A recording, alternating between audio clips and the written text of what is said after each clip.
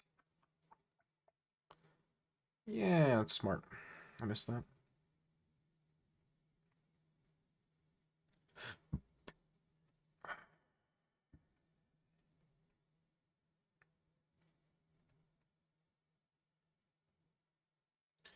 I'm nothing if not bold.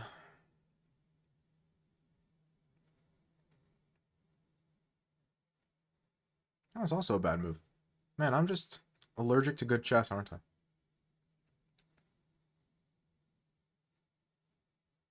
Oof. Now that's a good move.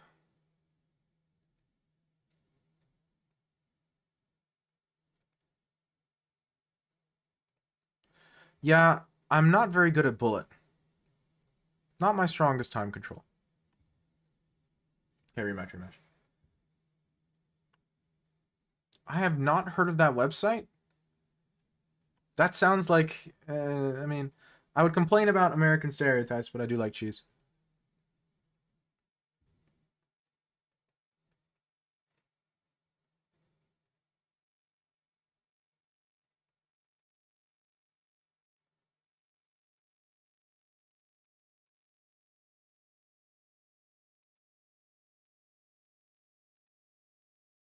I thought I had compensation here. Maybe I'm wrong. Maybe I'm delusional, but felt like I had compensation.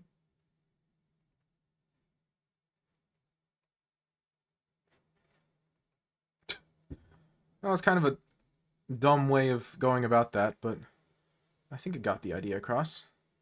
My knight isn't trapped, but I might want to sack it anyway. You know what? It's bullet. If I'm not going to sack a knight in bullet, I'm never going to sack a knight. You know what I mean?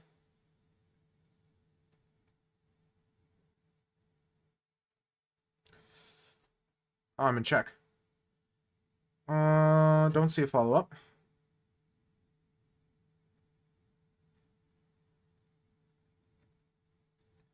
Okay, that's...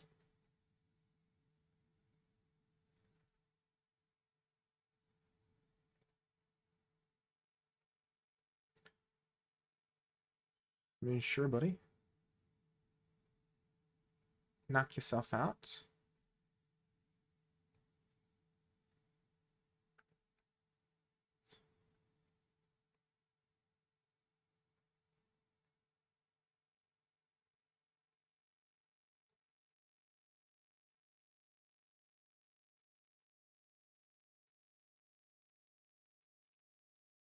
Chilling.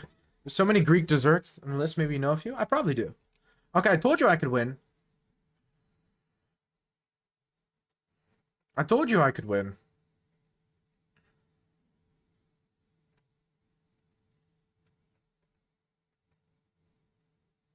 Doesn't really matter what they take with. I'm playing that regardless.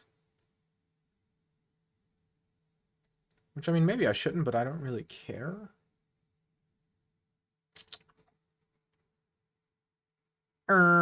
Here. There. That's very bold. That's real. That's really asking for problems. I mean, maybe you get away with it, but, like, I would not be comfortable with this. I just... Something feels real goofy about this position, you know what I'm saying?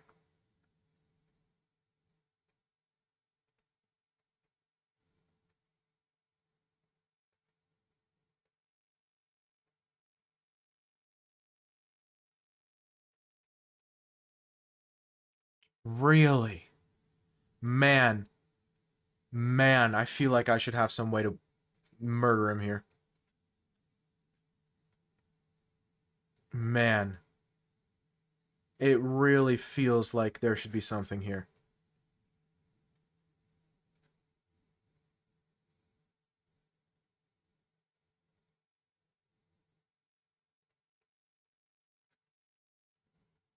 That was probably stupid.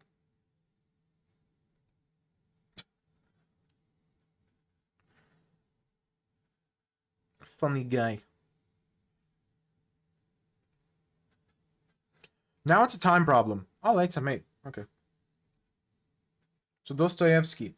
Love that guy, which is funny because a really important theme in his books is the important religion in one's life, which I really don't care for personally. Hey, what can I say? Religious peeps. They got some themes. They got some thoughts. Taking that.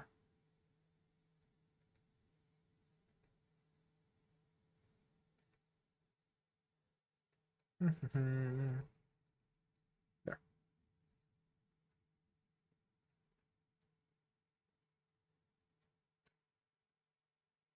Like this move.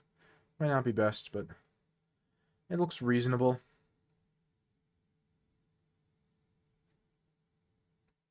Maybe this is dumb. Doesn't look dumb.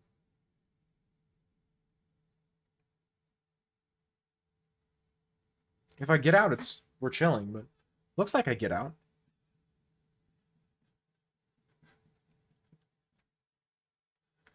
uBlock being disabled in Chrome in June 2024. I mean, that was inevitable. I'm not sure why people are surprised by that. Like, I understand why it stinks, but like, why are we shocked? That was always going to happen. Oh, I'm very bad at chess. I completely forgot that was hanging. Okay, well, this is hanging, so it's fine.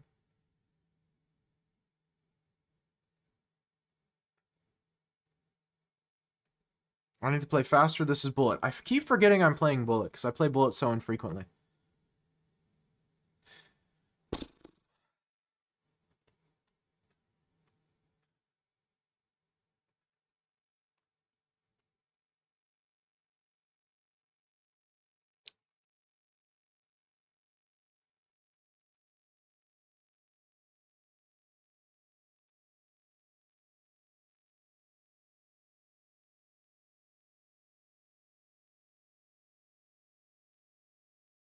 I'm very undecided about this position.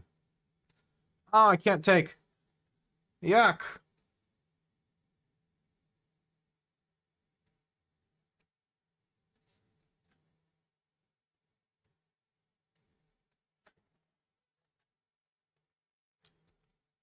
This dude is just better at Bullet than me. I'm noticing something. I am noticing an issue of skill. Oh, this position is painful. This position is absolutely miserable. This is agony.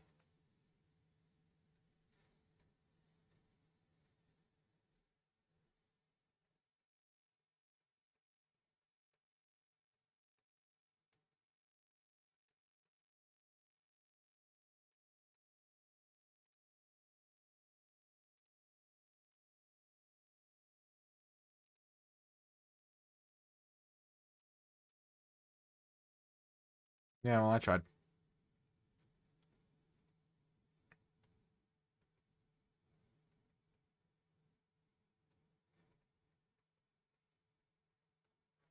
Should be very easy for him to win.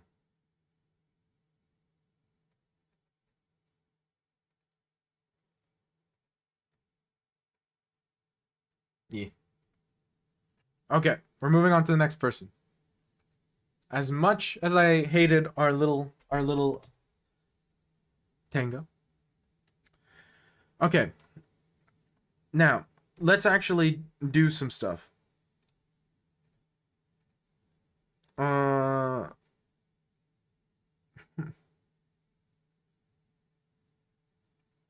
well, I've obviously had cheesecake.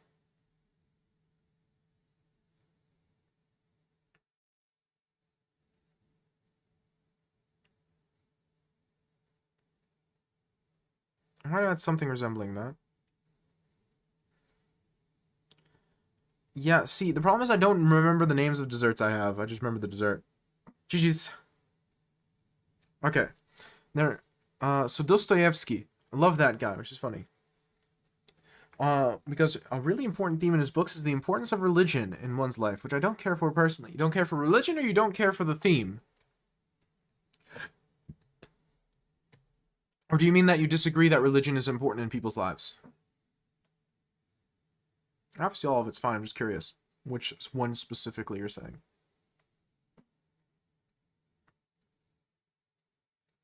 Adds depth to the characters, like different types of faiths?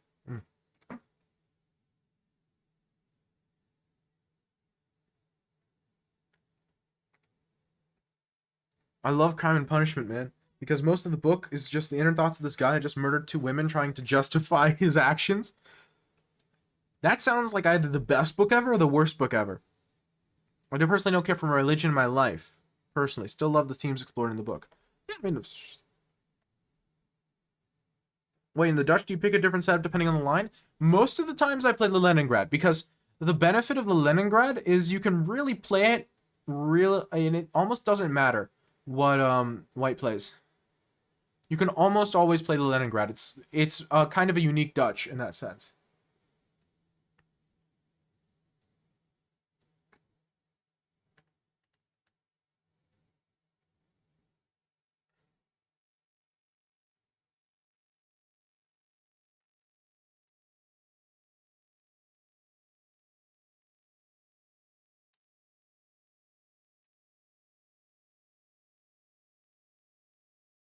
It kind of is. I'm not going to pretend that it's very well very known to be super advantageous for black. It's a little suspicious. That's part of its charm.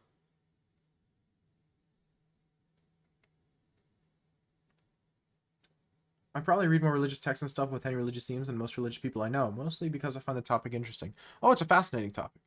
I completely agree with that.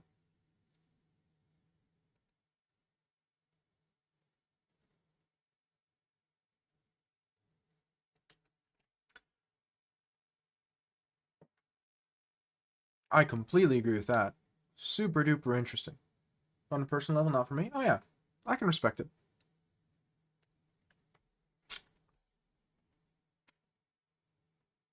I knock yourself out, buddy.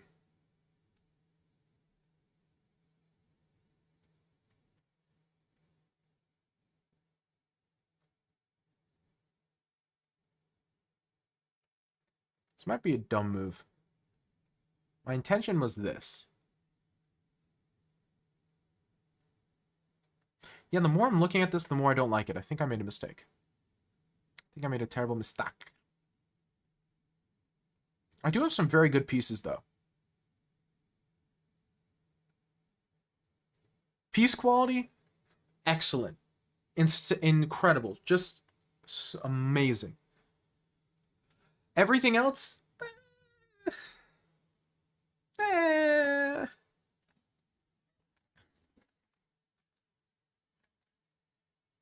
I figured that sacking this pawn is okay because it looked like in the endgame I have something. Heck, maybe I can just go here and grab an exchange. Well, that looks risky. Nah, you can go rook here. I mean, it's not the most obvious thing.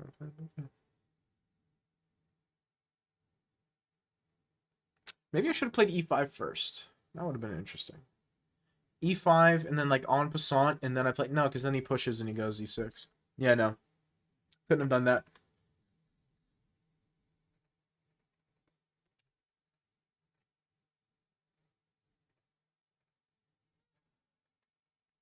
Yeah, I mean this might be terrible for me, but at the very least, it's very difficult for white.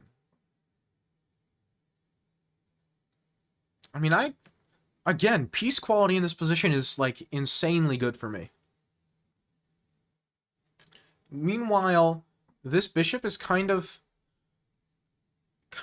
terrible.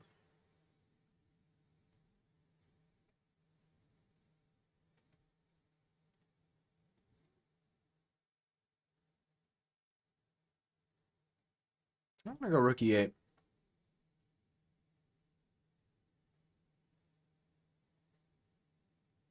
Then play this next move. There's no huge rush.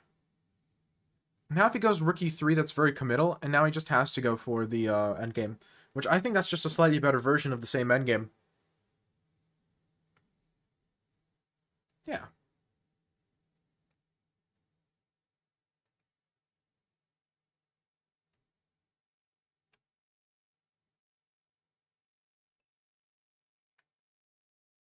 Was Thomas Aquinas? Is that because you didn't like it, or is it because it was too dense?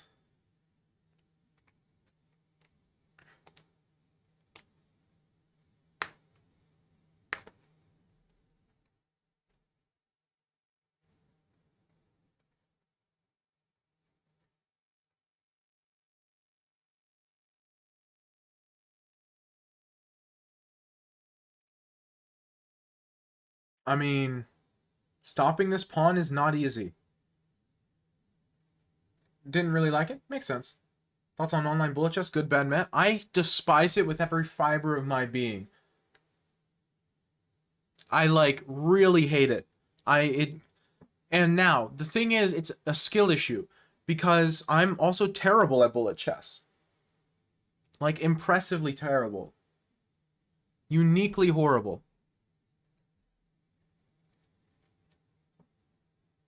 I did like the Divine Comedy. You know, that doesn't surprise me. Oh, look at this move. Look at this move. That's a pretty move. I love chess. Bishop e4. Come on, guys. Find reading the actual Bible interesting? Oh, I'm sure. Look at Bishop e4. Give me that queen.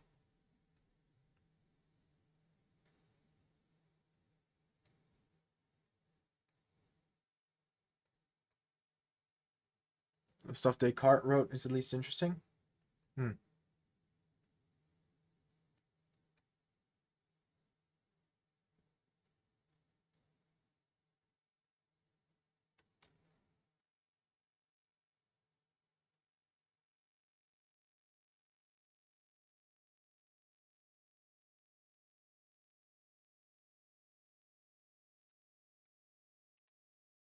I've grown to agree. It's bad quality chess. Over the board bullet seems like it requires more skill.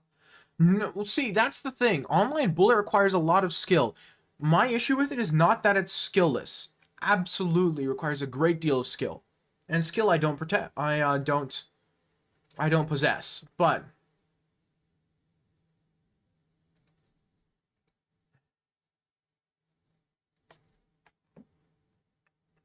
Hikaru would not have a win rate as high as his is without it requiring skill, without some skill being a thing. GG. Come on, Ronnie. Bishop e4. That's a nice move.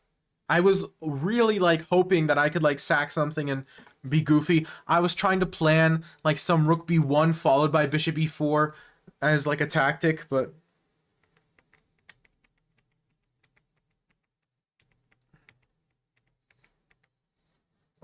b3. This line is terrible. This is like the refutation of the Leningrad. If the Leningrad has a refutation, this is the refutation, right? It's a very difficult position for black to play. Because see, like, in this position you're thinking, okay, bishop b2, I can just play this. But the thing is, in a lot of these lines, the sack of the exchange is real scary. Not in that line specifically, but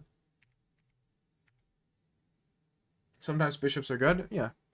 Queen b6. Ah, yeah, that makes a lot of sense. Okay, we learned something. Queen b6 in these positions to pressurize the pawn. That makes a lot of sense. Then if you play knight d2, then now I have e5, because your knight is no longer guarding the center very well. This makes a ton of sense. Okay, we learn. a4. I didn't know how to meet a4, because a4 is... Because, first off, I don't get this position very much. Very few people know these lines well enough to play them accurately. And while I'm familiar with the basic plan, and the basic plan is almost always to push for b5, I've never seen someone play a4, and it turns out the reason is because I do get queen b6 and I get counterplay. Oh yeah, absolutely. At the lower levels, it becomes spamming, but once you get a little better, it becomes more decent quality chess. Ah, f4 is a good move. I didn't think about f4. That's a good move. Okay. Yeah, I didn't consider f4. Queen e2, knight b3, rook e8's bad. Okay, I should have played bishop g4, and after rook e3, king g8. Wow, that's cold-blooded. I mean, the threat is very clearly knight d4. Okay, that makes sense. Really hard to see, but I played rook e8 first. Queen e3. What does this move do? Okay. Oh, I can't play queen d4 anymore. Knight d4 anymore. And you're threatening to take the knight. Oh, that's actually super annoying. If I play like queen b6 or something, then you go g4. Oh, okay, this makes a lot of sense. Yeah, this would have been terrible for me.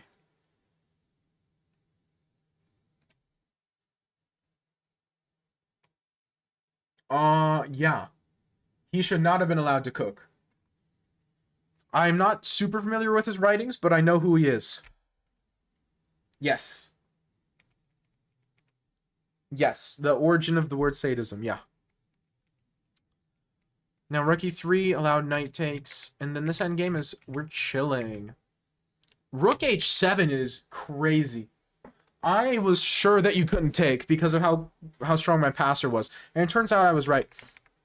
So first off, the first thing I don't get is why you let me have this endgame.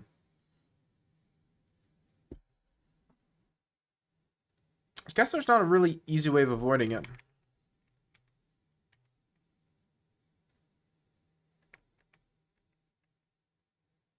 I don't know.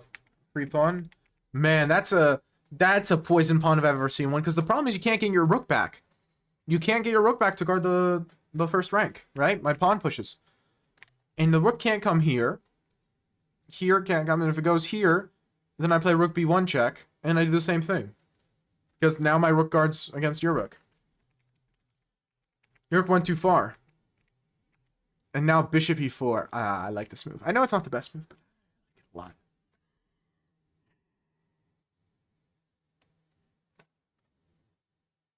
Yeah, does not seem like the best, highest quality of literature. I probably should have just taken this, yeah? Yeah, I should have just taken.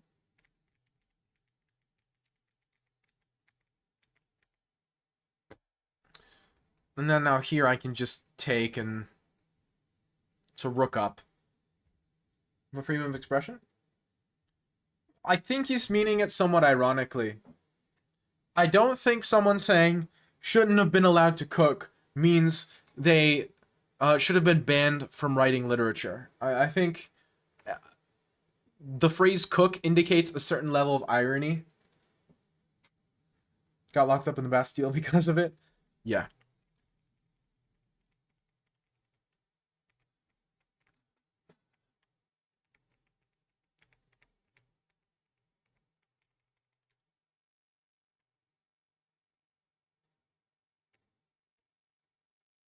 Lovely.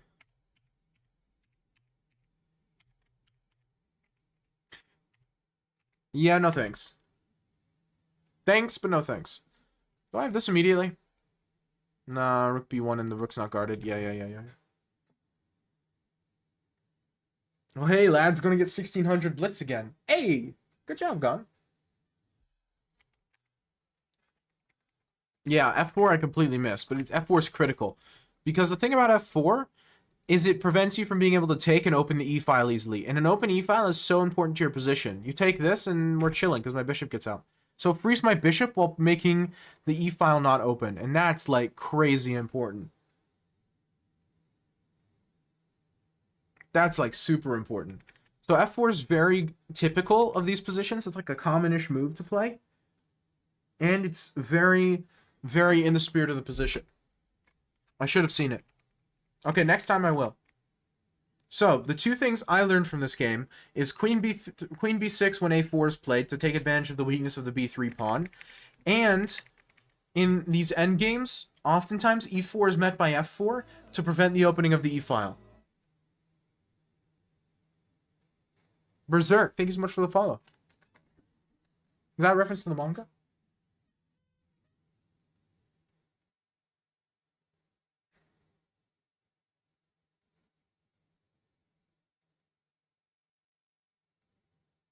No idea. Do you know the top 100 influential people list? Okay, let me see. I mean, that seems like a pretty subjective list.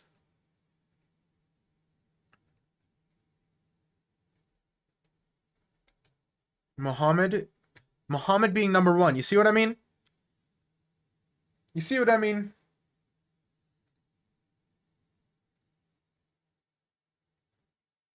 And Jesus at number 3.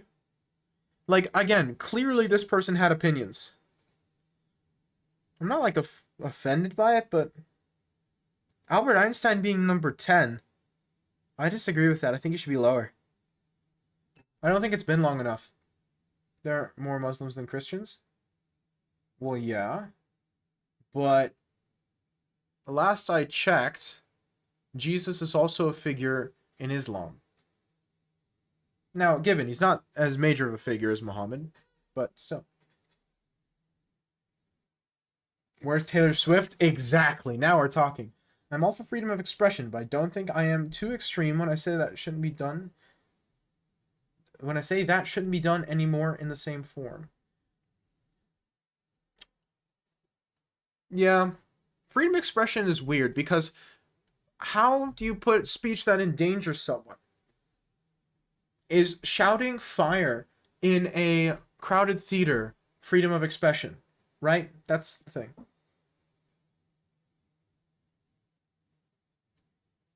Also, influence doesn't necessarily mean positive. Well, I know. Also, I'm fairly certain there's more Christians than Muslims. I could be wrong about that. Maybe Christianity is just the fastest growing, but not the largest. I'm not sure, actually. Either way, you can't make a list like this. It's not bad to make the list, but it's absolutely subjective. You can't make an objective list because, like, technically number one should be Ugrug, who invented the wheel, right?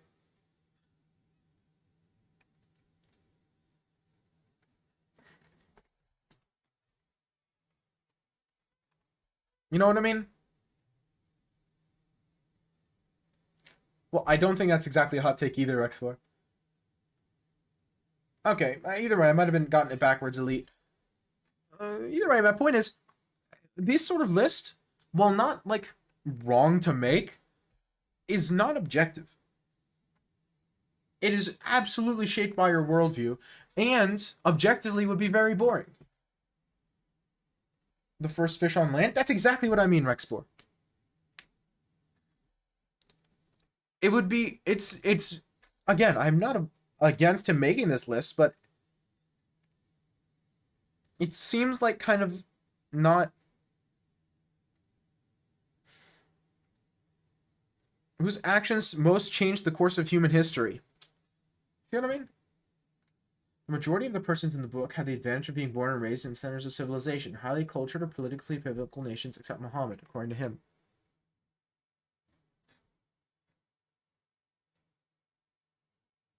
That's what I mean.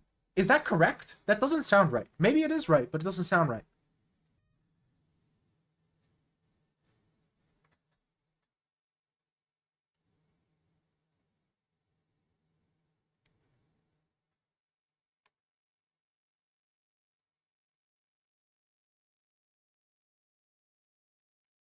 Because, like, okay, 7 and 8 are Kai Lun, the inventor of paper, and Johannes Gutenberg, the inventor of the printing press. So he has inventor of paper over inventor of printing press. But whose is more important? 600 more years to contribute than Muhammad? That's what I mean. Christopher Columbus is placed way too high as well. That's a very excellent take, Norwegian. Excellent take. Einstein is also way too high. Einstein's super influential, but it's only been like 100 years. What can someone do in 100 years? Not that much. Arabic world carried philosophy and science after the fall of the Roman Empire, even before Islam? Yeah, absolutely. That's what I mean when I say it sounds wrong. That's what I mean when I say it sounds wrong. Again, I'm not a scholar, so. He was the only person in history who was supremely successful on both religious and secular levels.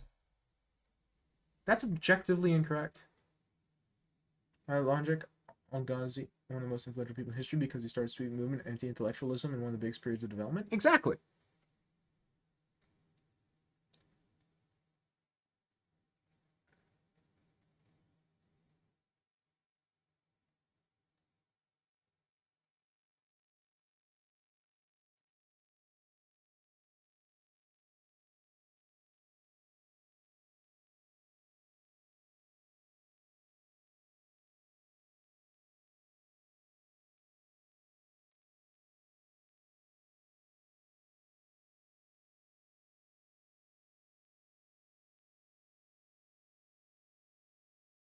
again, this list is purely subjective.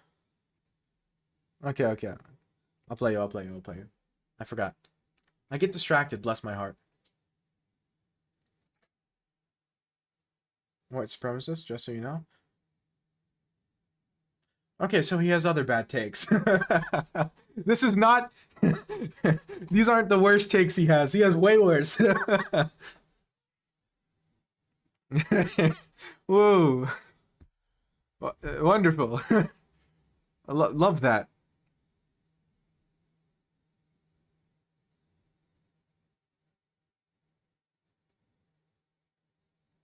Can I sack a knight here? You know what? YOLO. But his book is quite respected? Well, I don't care. I think it's bad. On the surface level, I disagree with it. Now, obviously, I'm not a scholar. I'm 22 years old, okay? How much knowledge can I possibly accrue in 22 years? Maybe I'll agree when I'm older, but for right now, I strongly disagree. And I think the entire concept of the book is beyond pointless. To the point of being insane. He has Paul in number 6, too? Well, yeah, but I don't... Just because he puts Christians high up doesn't mean I suddenly think it's a good book. I think I sent you a challenge.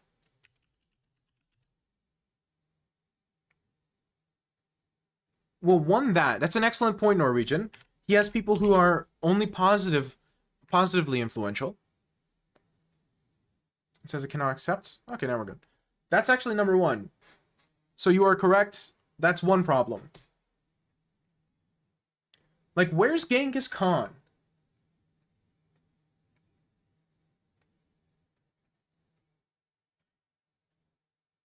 Well, the author did not argue that. The author was arguing that he was high because of good things.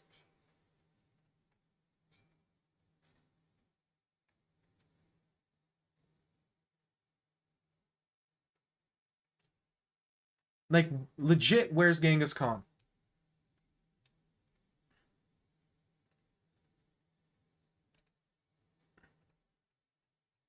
Bro, the set looks suspect, I'm sorry. Next time we play, prove it to me. Talk is cheap.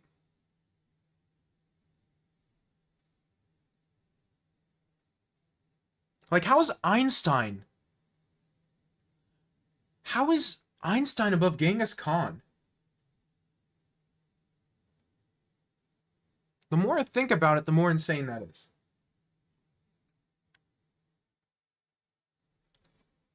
Isn't this just normal Dutch? Well, it's Leningrad, technically.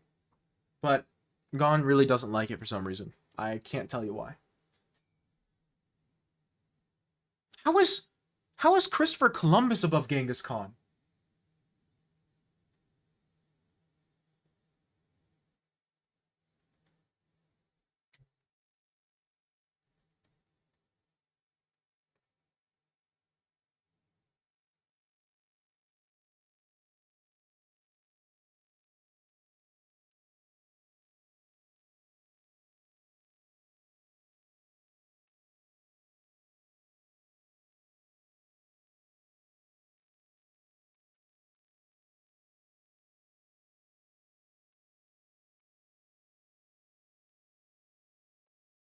I'm enjoying this position a lot. This is why I like playing the Dutch. The Dutch is kind of counterintuitive to play against a lot of the time.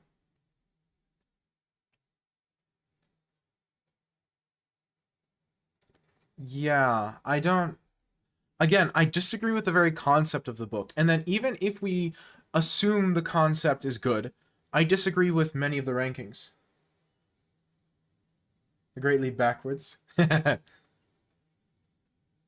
Like, I know Norwegian's talking about Mao, which is an excellent point. However, Genghis Khan to me is such an easy placement on the list. Like, come on. I can't be that insane for thinking that, right? I mean, like, the passport and the modern nation state with the ability to do international travel and connecting the East and West, and, you know, all the descendants, doesn't hurt his cause. I don't know, Gon.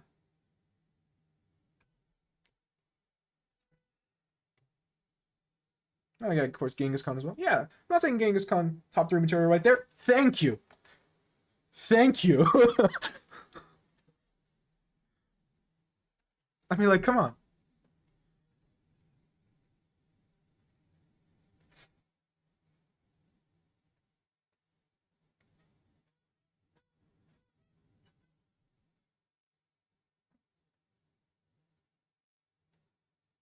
The Arabic world wasn't civilized, is still ignorant.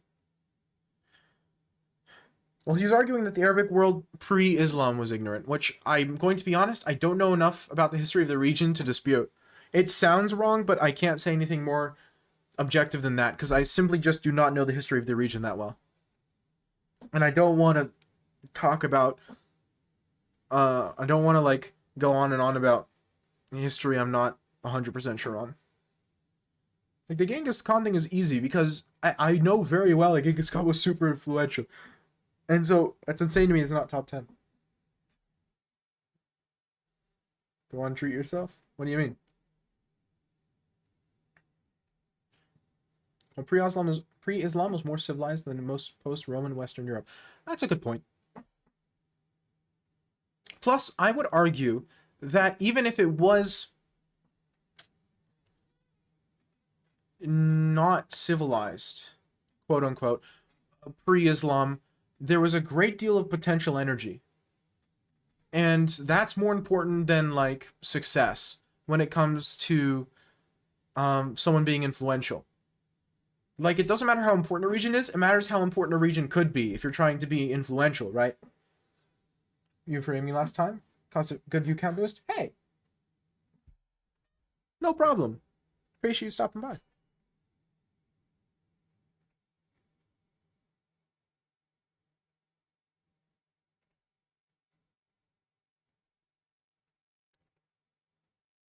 Wow, you just started recently, eh? Clicked on your name and it says created March 16th. So Jesus should be number 1? I don't know. I mean, like, it's easy for me to say that. Probably. But that's assuming Christianity is true. Which, of course, I'm going to do. But I'm not writing the book. I don't think the book makes sense as a concept. Ninja only made great strides in medicine. I'm getting a not found. An Nginx not found. Oh, wait, the comma is messing it up. I have to manually do this.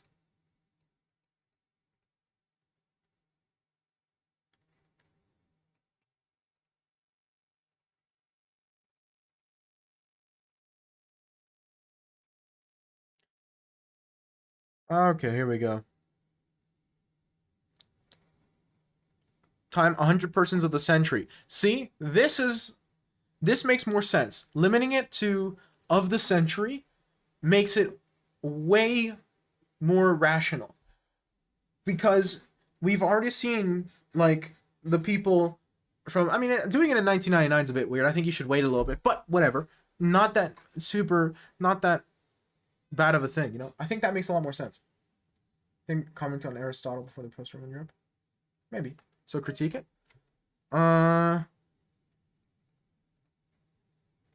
David Ben-Gurion. See, I don't know.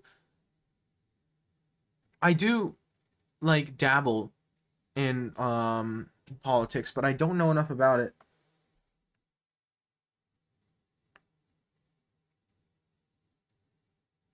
Wow, this is... I'm just reading and... Wait, there's no Stalin? Stalin didn't make top 100? That's interesting.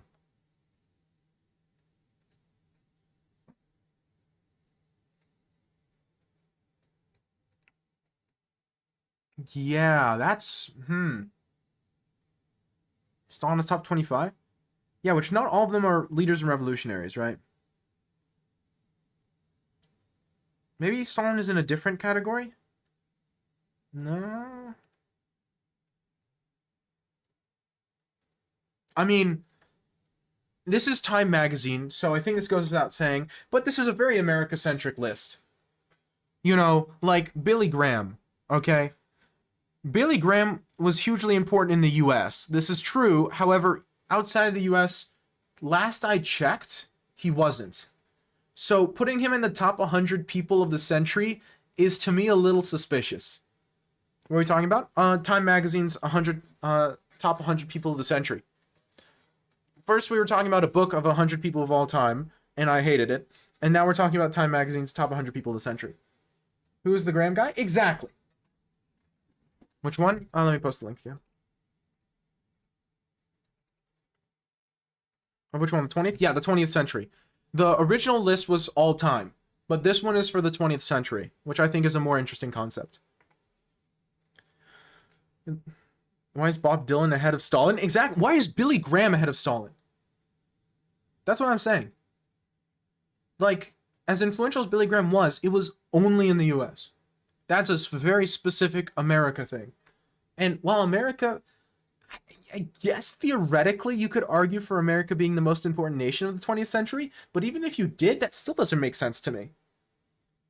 Generally, who's Billy Graham? He was an evangelist in the US who worked over television. So he would do calls to faith over the TV and like try and convert people to Christianity.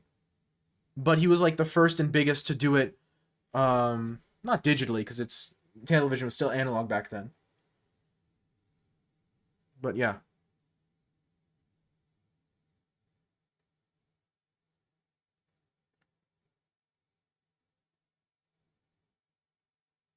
So a guy who had absolute zero influence on other parts of the world? Yes. Again, did you watch him? Nope. I mean, I've seen some of his stuff. I've seen like clips, but I never actually watched him. He was before my time, right? But like zero influence outside the US. And he's over Stalin. And he's over I just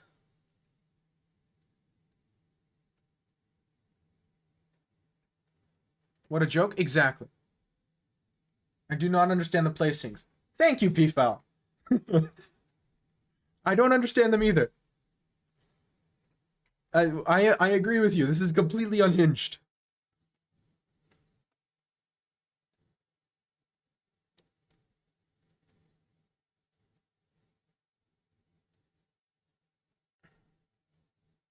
Like,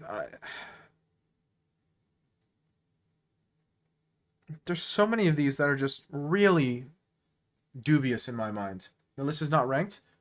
Yeah, but I don't understand why some of these people are on the list. Again, Billy Graham to me is the most egregious one that I've seen so far, but I might be missing one that's worse. But the worst one I see like that I can see right now is Billy Graham. There's no universe. He doesn't. He just wasn't that important.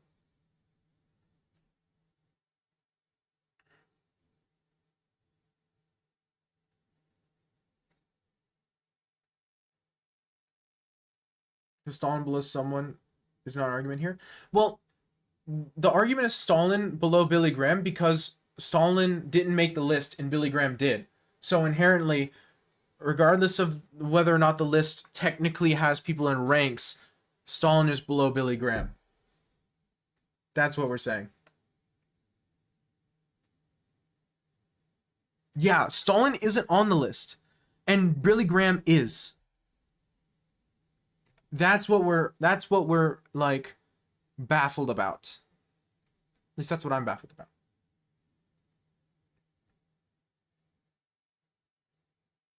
Yeah, no, yeah, no. I don't think there's a real argument you can make that Billy Graham goes on the list and Stalin does not. Again, it's a very US centric list. Basically, if you said top 100 persons, top 100 most influential people in America of the 20th century, then like okay. Even then I would still put Stalin higher, but like okay. Where's Freddie Mercury? Excellent question.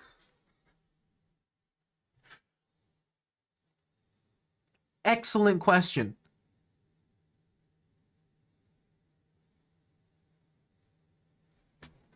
Not on the list.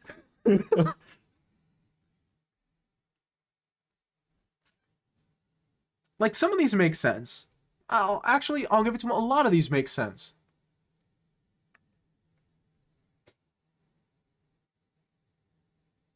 But some of these, this concert of the 20th century? Oh, yeah. GG's. Okay, let's see what happened this game. I feel like there's going to be a lot to talk about.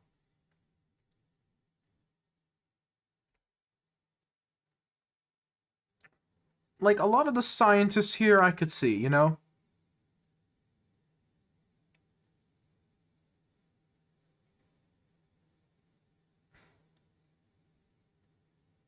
Like, a lot of scientists. The Wright brothers might be pushing it a little. Because maybe they're not. I don't know. It's neither here nor there. They're better singing than Dylan. Freddie Mercury on it, not. And Bob Dylan on it, fake. True.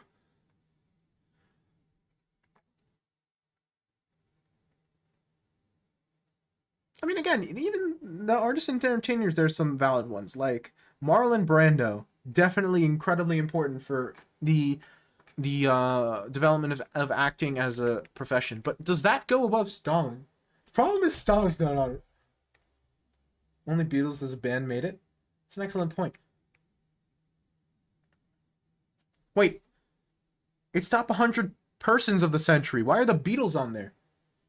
There's, last I checked, there's more than one Beatle. Wait. Where's Robert Oppenheimer? Wait, Oppenheimer's not on the list? No way. No way. There's no...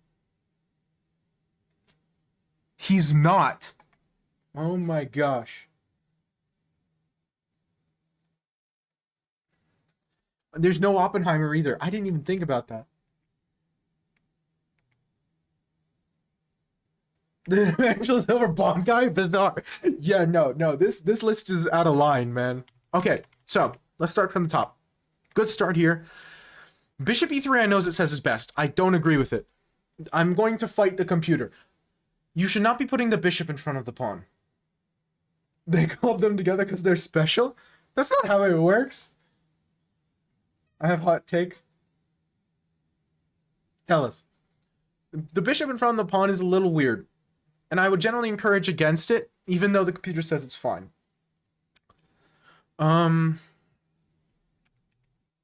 Because now you have to play your bishop this way, and that's why h3 is a mistake here. Exception for the Beatles? No exceptions for the Beatles.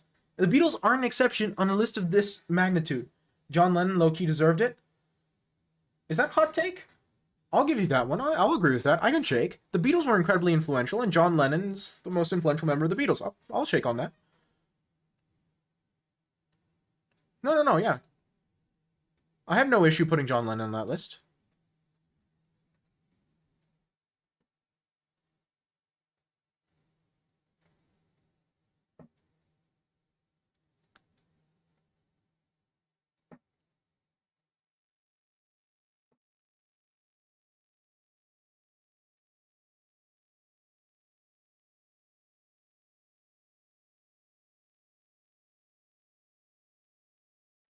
Argue for Queen instead of Beatles if I could. See, I don't think I can agree with you on that one. I don't think Queen is more influential than the Beatles, especially not internationally. Like, I could see Queen making the list, or Freddie Mercury, since we're doing people. But I'm not sure. More influence on the industry? I don't know. Persons on the year subheading. Oh, okay.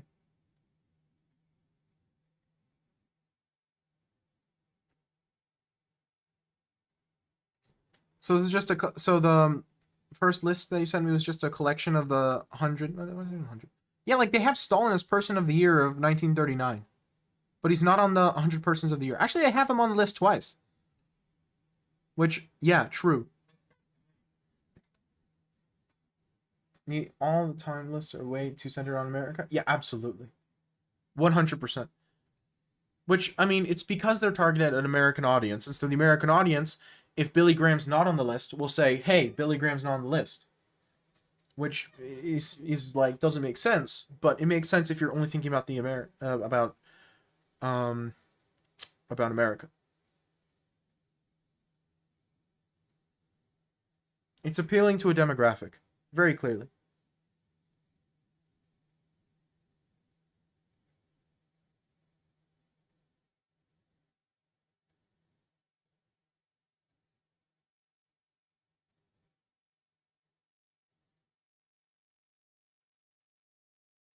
They had some good music, other stuff I don't need. It has some good stuff.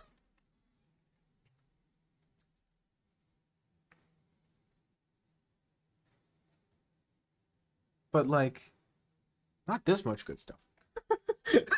Not this much. I don't know if Queen has more influence on the industry than the Beatles. I'm thinking about it. It's difficult. It's hard. So, okay, so the problem with h3 here is by putting the bishop in front of your e-pawn, the only way you're going to develop this bishop is via g3, right? When you start a game of chess, the first phase is finding a scheme, a method, a plan for developing all your pieces, right? And knowing your openings is a very easy way to do that because you just know the plan for development from the start. I know my plan for development in Leningrad because I've learned the opening to some degree. If you don't know the opening, you have to kind of improvise. And so bishop e3 immediately tells you where you're going to develop your pieces. Because this bishop can no longer open up on this diagonal, and so you're going to put it on g2 and play g3, which is a good plan. There's not a problem with that plan, but not playing that plan is not good because you're not playing in the way the position demands. The moves aren't going together. There's no coherence, right?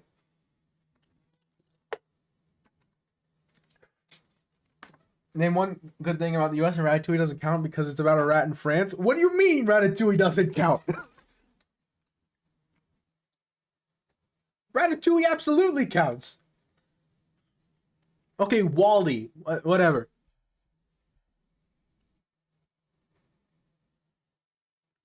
Yeah, we have the cheese mines. Okay, we have the cheese mines, Rexport. Take that. This is my favorite movie. WALL-E or Ratatouille? Because if it's Ratatouille, excellent taste. Excellent taste. I have it as like number 3. Number 4. No, number 3. I have it as number 3 on my list. Excellent. Excellent choice. I could absolutely see it. Yeah, that's true. But there's still cheese mines. 50 most amazing moments of the 20th century. This is The Independent. Oh, so it's also going to be... It's going to be UK. We'll see. Okay. The end of World War II. The first organ transplant. First heart transplant. Penicillin. First man on the moon. Demolition of the Berlin Wall. First human in space. Vaccine for tuberculosis. Creation of the first artificial heart. First chemotherapy treatment. Discovery of treatment for AIDS. Pacemaker invented. Women gain the right to vote in the UK. That one seems a little out of place. That one seems a little UK focused. What's your first place? I love Interstellar. I'm a Nolan fan, so Interstellar, yeah. Women getting the right to vote in the UK, that feels like a local thing. I'm not sure if that's... Okay, color television, first defibrillator, programmable computer, satellite sent into orbit, development of the contraceptive, laser eye surgery for vision correction, first dialysis machine, first test tube baby, first mobile phone conversation, MRI scan of a human being, first black president. See, that one also was the biggest empire? Yeah, but they weren't at the time of this list.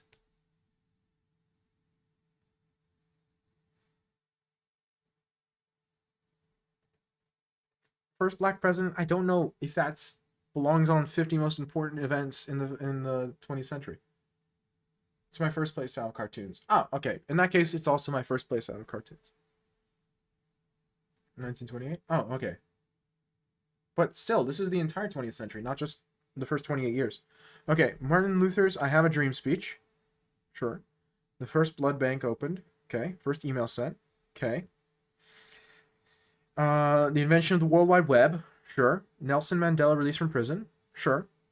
Photographs sent from Mars. Sure. Rosa Parks refusing to give up her seat in protest of racial inequality. Sure. The invention of the GPS.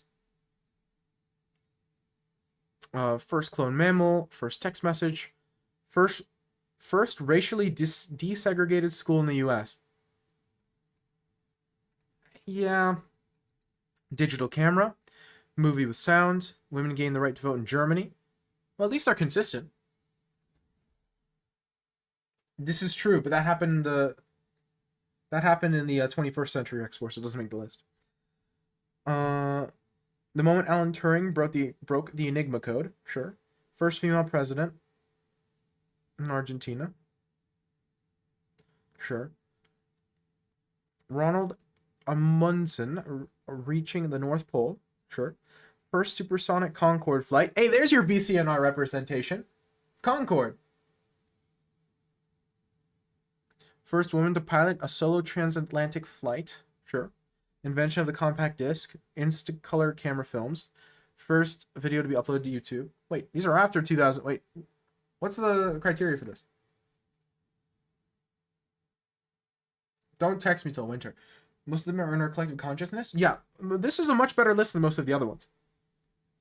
Invention of the world's first video game, first commercial jet flight, inaugural football World Cup, Live Aid concert. Yeah, there's a few things on here that I disagree with, but this is a much better list.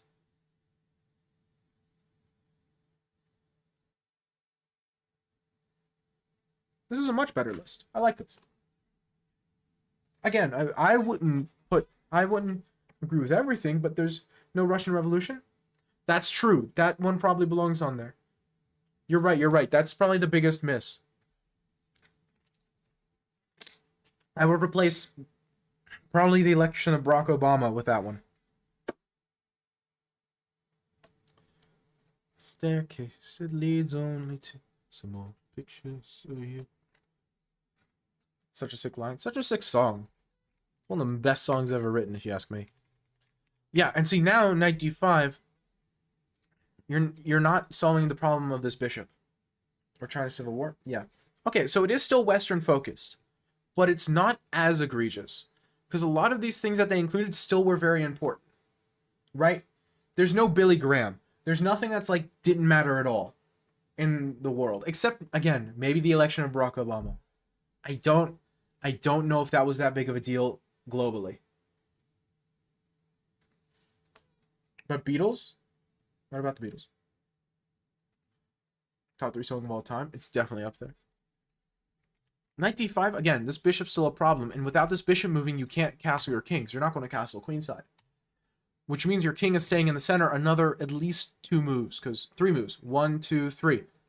So, you're delaying the king moving by another move. Additionally, you're giving me the e4 square, which is a very nice square for my knight. And the knight g5, e6 is not best, evidently. What, should I play h6 or something? Oh, I wanted c6. Oh yeah, for sure, Rexpo. Are you always playing the Dutch? I only recently picked it up a few months ago. But now it's the only opening I play with black against d4. I'm really quite enjoying it, and I'm trying to learn it, so I'm playing it every time I can possibly play it. That way I can learn it better. Because it's one of the weaker links in my chain. What'd you play before?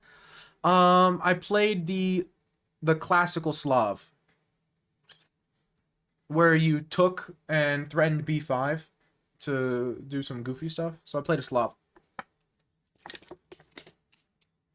Solid. Yeah, I didn't enjoy it as much. My openings, first off, I like the fianchettoed bishop on the king side. Second, I want something more combative. Right? I want something dynamic. This is true, Rexpor. Again, my openings I play are the Sicilian, the Catalan, and the Dutch. I want complex openings. What do you think about the Benoni? The Benoni is probably what I would play if I didn't play the Dutch.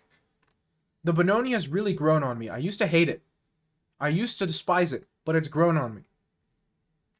It's a little slow for my taste. But, now that being said, it's a little dubious. Now, I'm a Dutch player, so clearly that's not a problem for me, but... And it's also very difficult to play. Now, if neither one of those things is a problem, then I would say the Benoni is an excellent choice. Now, though I wouldn't recommend it for most players. Just because it takes a very specific type of player to be able to play it well. And it requires a very well-developed positional touch, you know?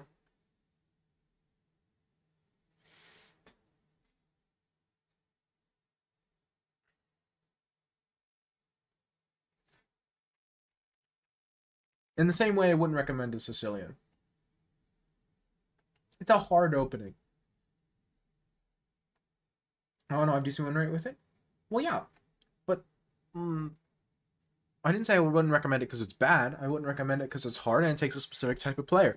If you're the type of player who enjoys the Benoni, then go for it. They're very complex and difficult positions, and if you're better at dealing with them than your opponent is, you're going to have an excellent win rate. Dutch is super complicated? Yes. You know, the Smithsonian Institution? Yeah. Vaguely.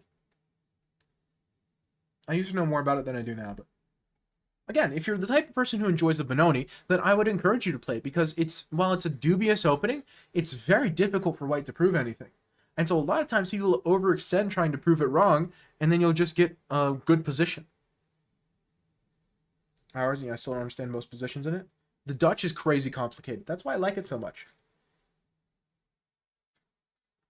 And the Americans, so you can't complain. See? See? Thank you. Be honest. Meet the 100 most significant Americans of all time. Boom. Immediately removes 90% of my problems. Have you ever tried other Dutches, classical or Stonewall? The classical I've dabbled in a little bit. I don't like it as much. The Stonewall, I don't want to play an opening that's that positionally bad. Because the Stonewall isn't positionally dubious like the rest of the Dutch. The Stonewall is just positionally terrible. Now, in return, you get for really some nice attacking chances on the king side.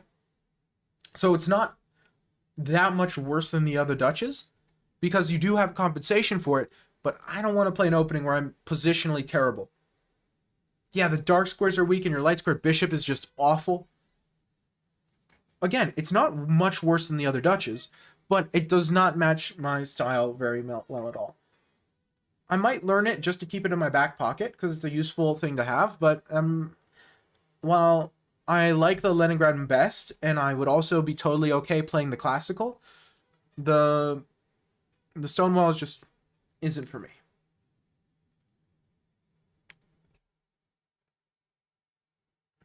This was in 2014. Christopher Columbus. How is Christopher Columbus an American? What?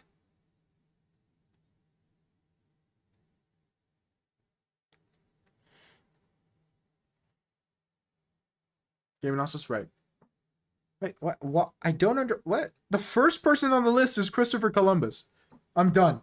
He founded America, but he literally didn't.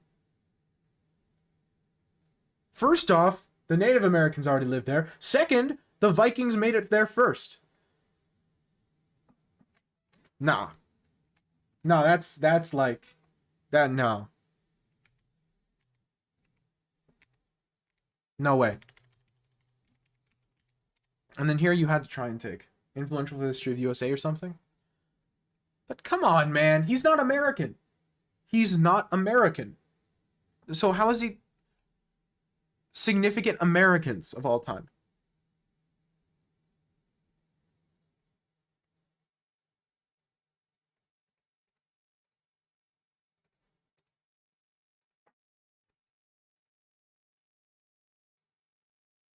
Neither is Vespucci.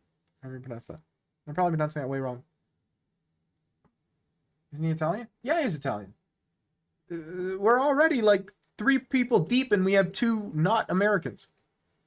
So wait, hold on a second. Time out. Time out. So on the list for worldwide people, they put Billy Graham and they did like only Americans and only people important for America. But on the list of Americans, they started with someone who's not an American. What? Why is this so difficult? Why is this so complicated? I don't understand. What's so hard about this? I'm gonna have a stroke. Goodness gracious. What?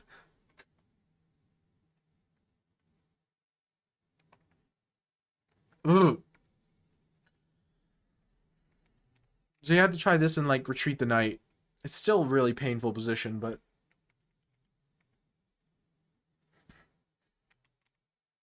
e6, knight c3, knight g5. Okay. And now I'm up a piece, and so now it's just really difficult. Dutch is already hard. Dutch down a piece is miserable. Now you're down 2 pieces, and so now it just gets worse and worse and worse. I appreciate you not trading queens when you're down material. That's a good play.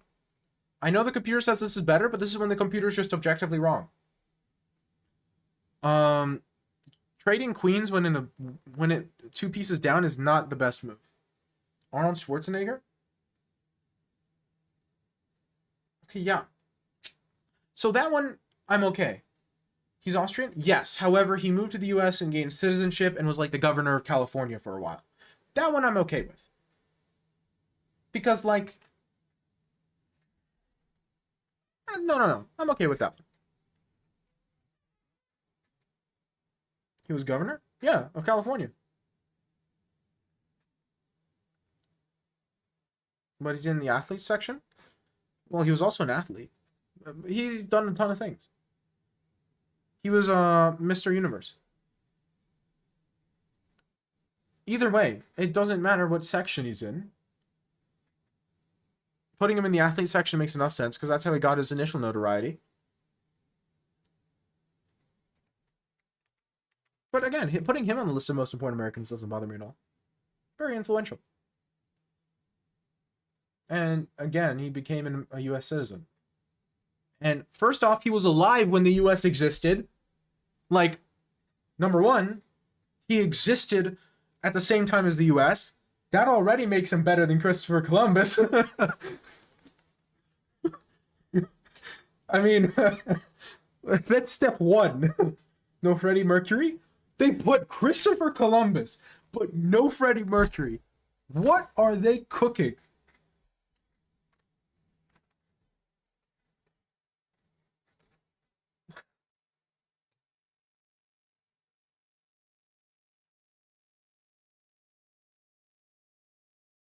Man. Hillary Clinton is on the list, but Freddie Mercury is not. Number one is an Italian? Exactly. Number one is Portuguese, number 2 is Italian. Like, come on. Okay, respects to Columbus. But he's not an American. So why is Hillary Clinton not above, like, here instead of Freddie Mercury? Come on.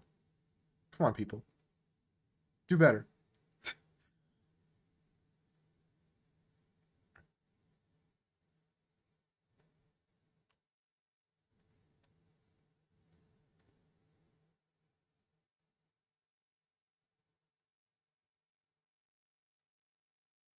Yeah, see, like, Billy Graham's on this list, but Billy Graham makes sense on this list, because this list is very specifically America-focused in the title.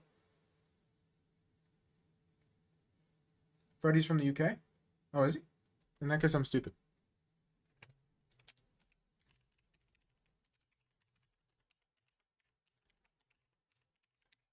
Yeah, he's British. I'm stupid. Wait, did he move to the US, though? I thought he did.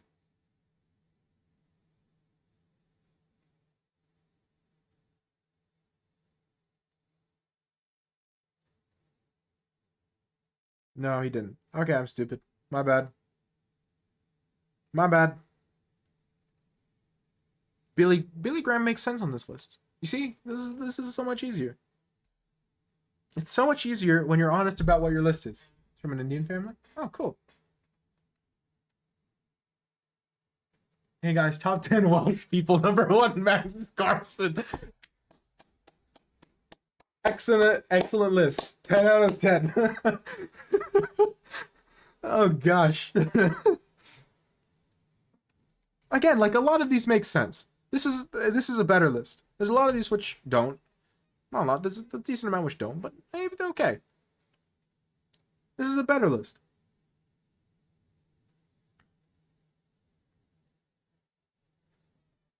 I can do a match with you. Exclam join the queue, and then when it's your turn, absolutely.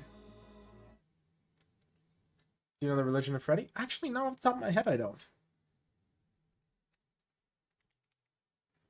Knight f6, f3. I have never heard of that in my life. Which, you know, Freddie Mercury. Eclectic doesn't begin to describe it. So. Then here, there's just no good moves in the position, so. I can't criticize anything because there's just no good moves.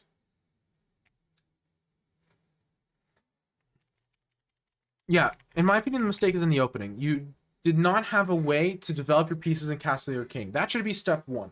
In very few openings, in very few situations, do you not want to develop in Castle Your King first thing. Like in this position, I would say touching this bishop is the first mistake. How many people are in front of me? Well, if you type ! join, then you will. How can I play with you? Same way. ! join, you type it. I have a little bot who will take care of the rest. I'm back, welcome back. So, like, in my opinion, touching this bishop is problem number one. You should be worrying about castling first. So I would be thinking this, or this. Either way. Both have the reasons to be played. I believe this is slightly better, but okay. Just had to do an interview. Oh yeah, how'd it go? My opinion, this is better. But, like, okay, I wouldn't be offended by this. Name top 10 Macedonian people of all time. Alexander the Great, Tosha Proeski.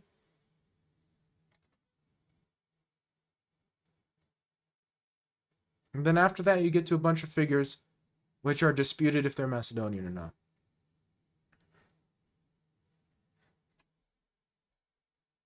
Oh no, obviously, I'm sorry. I'm so sorry. Number one is clearly Muhammad. Clearly, I mean, he was the number one of that guy's list who wrote a book, so duh. Think it went well? Oh yeah? Clearly Muhammad Ali? Yeah, for sure.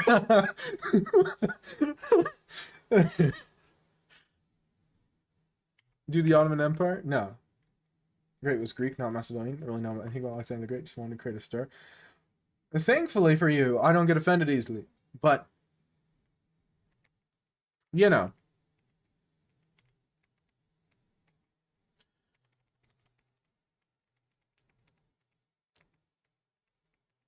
Yeah, rough game.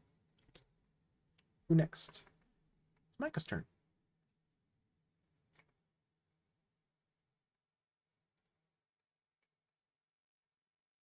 Ooh, we got a game to analyze.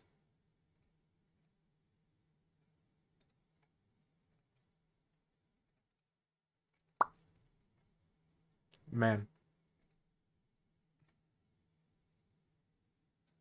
You named 3 to 4 people only? That's your problem with my list. That's your issue. Okay, Einstein is definitely top Macedonians. Tolstoy, definitely up there. Probably Confucius, Stephen Hawking, yeah, Mother Teresa. Okay, so Mother Teresa, technically she was born in modern day Skopje, but I believe she would have said she was Serbian. I think it was Serbian, right? Am I stupid again?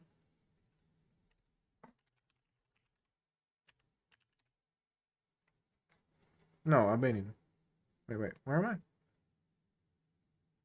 Born in Skopje, part of the Ottoman Empire. Yeah, would she have? Yeah, but at that point was yeah, no, at that point was the Ottoman Empire. Yeah, because it was the Ottoman Empire in the early 1900s. So it's difficult, right? No, of course they do Norwegian.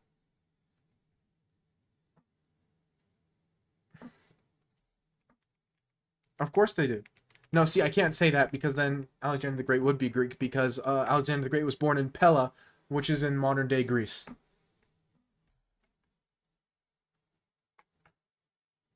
So I can't. I have to be careful. I gotta be consistent in my inconsistency.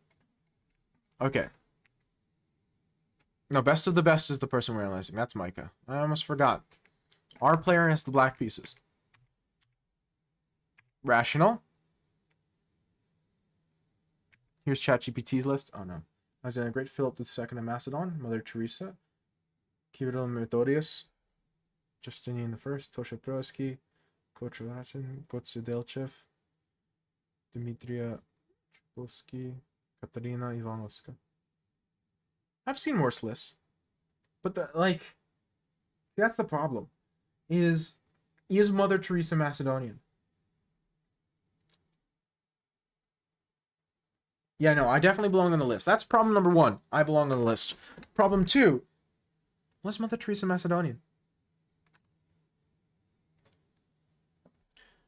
Because again, it wasn't Macedonia at the time.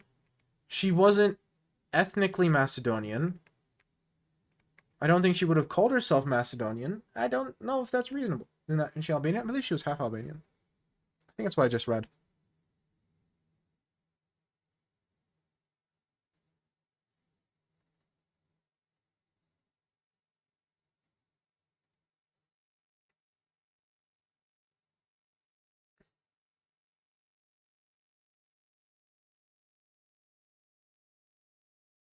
Yeah, she's a billion different things.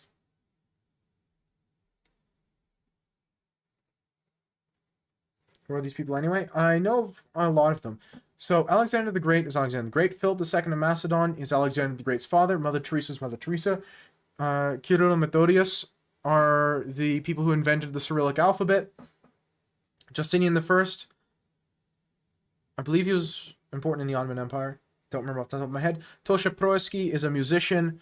The Elvis of the Balkans. He died tragically when he was young. Otherwise, he would have gotten way more famous. Country's still not over it. Gotsedelchev, I know of. And the other 3 people... Katarina Ivanovska, I've heard of as well. But a few of them I don't know off the top of my head.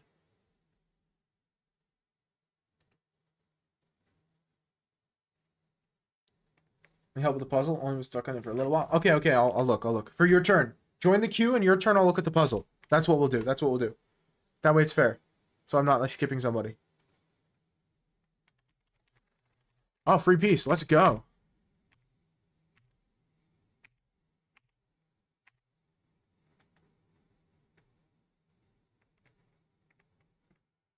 That's what I mean, Norwegian. It's impossible.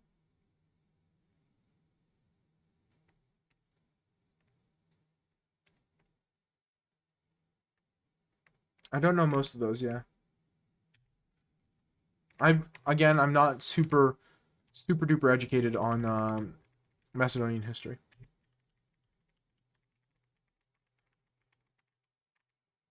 Clean. Trading queens, perfect. That's exactly what you want to do. Giving up the pawn's fine. I would have kept it. Just because, why give him anything? Why give him the rook on the second rank, right? That's my logic.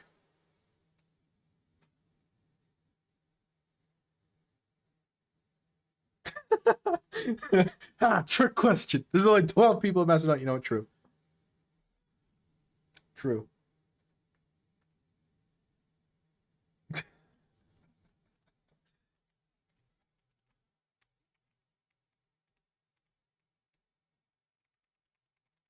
So I just... Probably.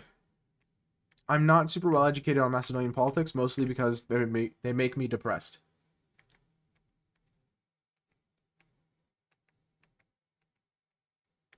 In similar quantities to how depressed US politics makes me.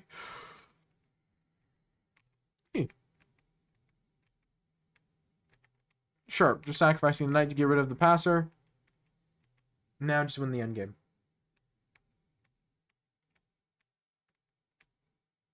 You've just got to be careful to keep at least one pawn on the board. Okay, good stuff. And it's not even a rook pawn, so it's even easier. Good stuff. Ah, yes, my mom was also. Clean.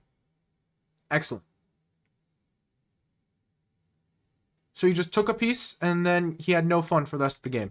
Now, again, I wouldn't have given him this pawn. I think doing that gave him a little bit of counterplay. Not enough counterplay. She also has Macedonian citizenship. So... Shh. Okay, fine. Sorry. I wouldn't have let him take the pawn just because I don't think he deserves a rook on the 7th rank. He's not been playing well enough to get it. Don't give things they don't deserve.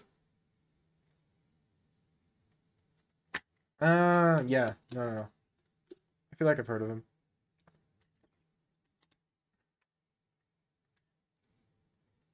Georgi Pulevsky.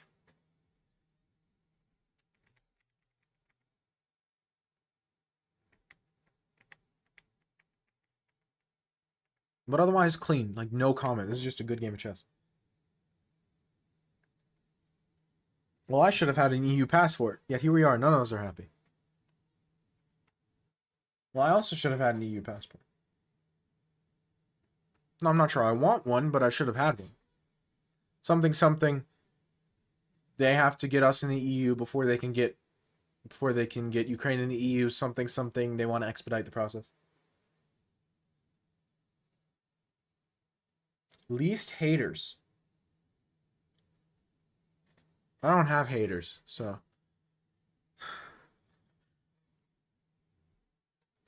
Is P-Foul still here?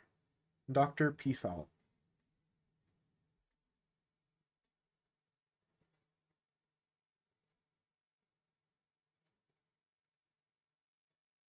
I am haterless. Just because of how universally understood to be cool I am. Well, for me, it's quite sad that I can't vote in the EU election, and we'll have to help our sister parties in Europe to win the election instead. Ban the haters, then no haters. Exactly, Nuclear. Now you understand. Can't hate me if I hate them first. I just... not exactly sure how that works. Are we going to play the games? Yeah. I don't remember your chess.com name. Your chess.com name. It doesn't like the word chess. You got it that time. The same? Okay. So I'll shoot you. Is 10-0 again? Okay. 10 plus 0.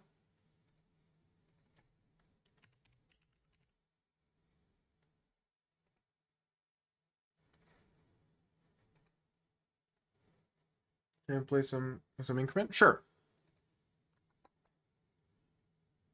How about 5 plus 5?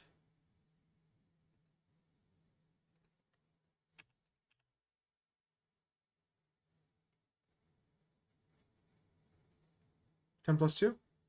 Sure, 10 plus 2. Works for me.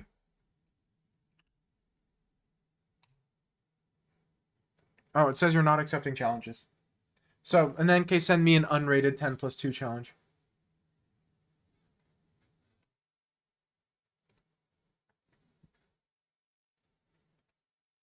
Oh, you're too good for us. I see. We're not important enough. So you don't like the concept of ranking people?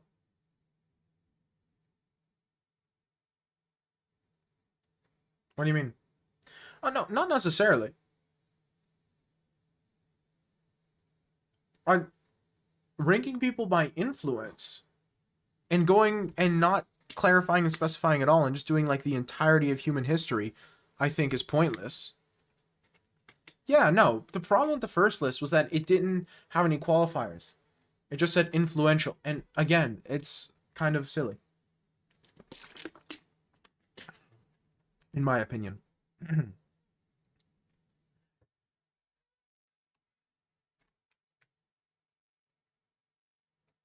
I have Luppy.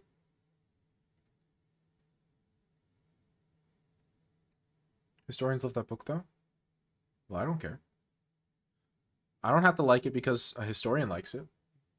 That's not how that works. I'm allowed to have opinions. Last I checked. I'm allowed to have opinions, right? Okay, I thought that was funny.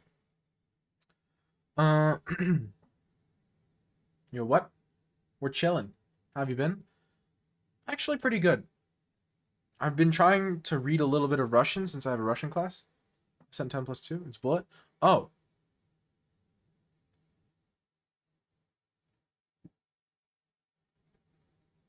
Weird. Yeah, send, resend. What happened to learning Greek? I had Russian class in college, and I can't learn Russian and Greek at the same time. I already struggle enough learning trying to continue my Macedonian learning and adding another language on top of that. DOS55, thanks so much for the follow. So, while I can add another language on top of Macedonian, I think, and do okay, I can't do two. And so, as long as Russian is a requirement for my college, I don't want to learn Greek on top of that. And I figured since I already have the base of Russian, do you have a Russian professor? Well, yeah. It's a required class. And then I had it as an elective afterwards. I'm like, okay, well, I might as well make use of it since I already have it as a subject that's required. I might as well make use of that like foundation that I have. Because, you know, waste not, want not, right? So kind of pointless to take a Russian class and then never use the Russian. Do people ask him about the war? Well, one, her, and two, not that I know of. They do not seem in favor of it. But technically, I do not know.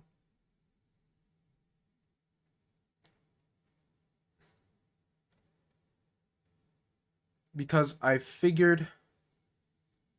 That's none of my business, but it'd be improper to ask.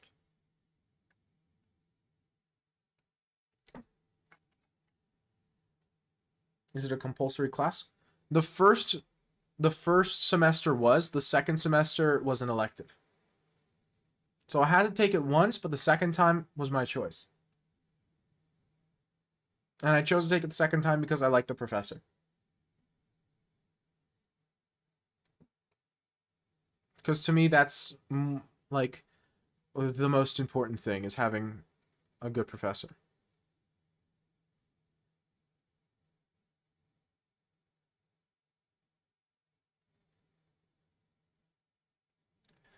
Why are they teaching Russian? Okay, so long story short, my college was originally a Russian university. Now, when the war happened, when the war in Ukraine happened, they severed all ties. But I got in and I started school.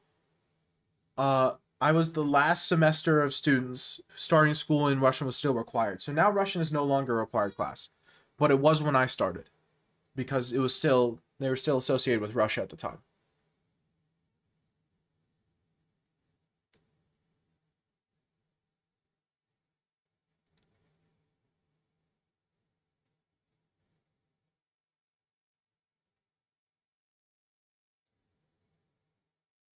This is probably a bad idea. Soviet era college? No. I don't think so at least. But originally it was Russian. Again, they're no longer associated. They severed all ties when the war with Ukraine happened because they're like, yeah, no, we don't agree with this. But Russian was a requirement because of that, and I got in right before they cut the requirement. I thought I got in after, but I did not.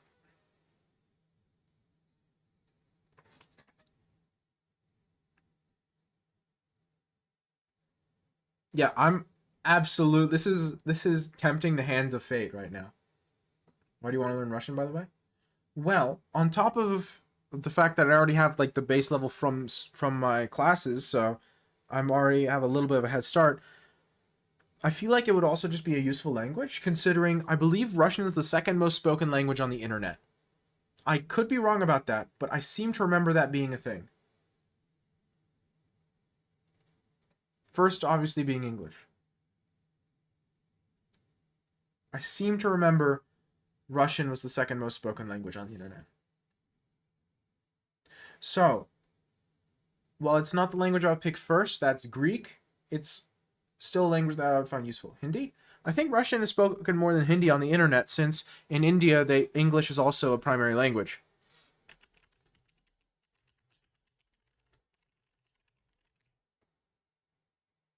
Spanish is number 2. Russian is like number 4. So it goes English, Spanish, German, Russian. And it's by share of websites.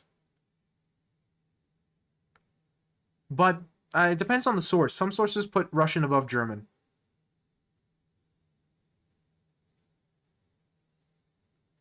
So Russian's either third or fourth. Trying to learn English right now? Well, English is a useful language. So that makes sense.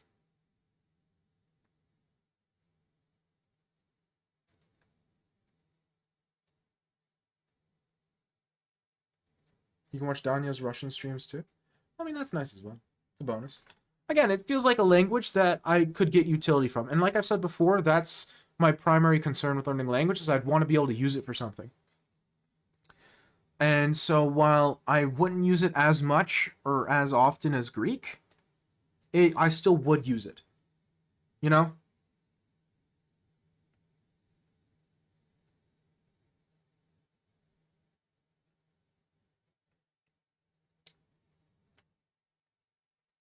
I find that the best way to learn English is just to be well read. Like once you're past the point of like near fluency. I mean,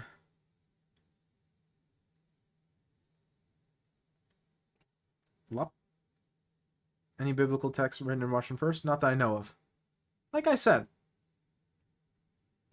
I definitely would prefer Greek. Greek has other benefits, but you know.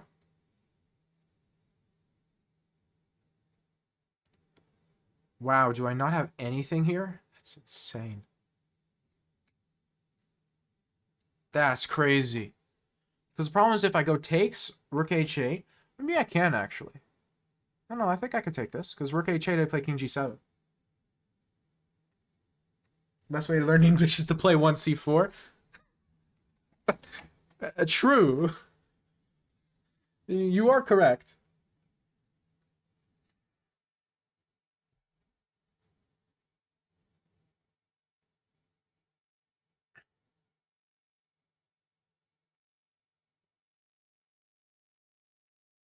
This is a extremely dubious position for me.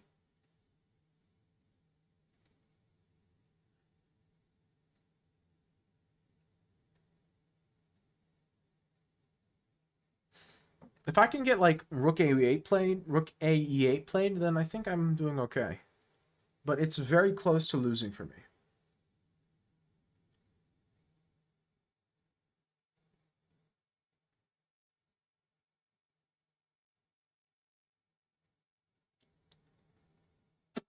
Does he have rook g6? Probably should have calculated that before. Rook g6, king f7, queen takes f5, king e7. No, rook e6 check.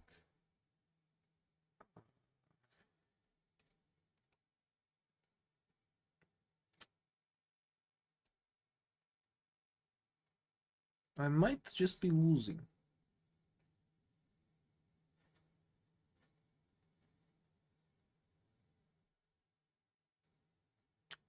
Yeah, I'm dead lost. I missed this way more than I should have. I mean, that works too. Yup. That's all she wrote.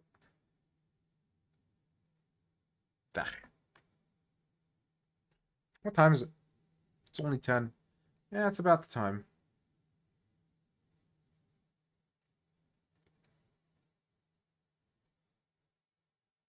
Best dishes. Why is it not showing that on Twitch? Okay, I'm curious. I'm curious when I died. I don't know if the entire idea was bad or... Mm-hmm. Well, I've obviously had a Napoleon pizza. And I've had pizza in Italy. It was very good.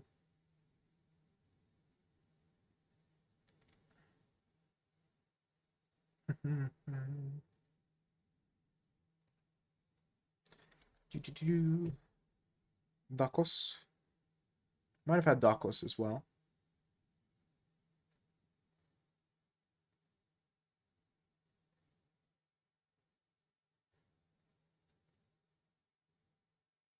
What's the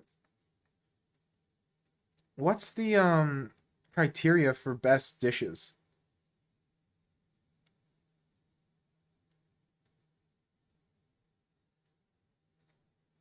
Tacos al pastor I've definitely had.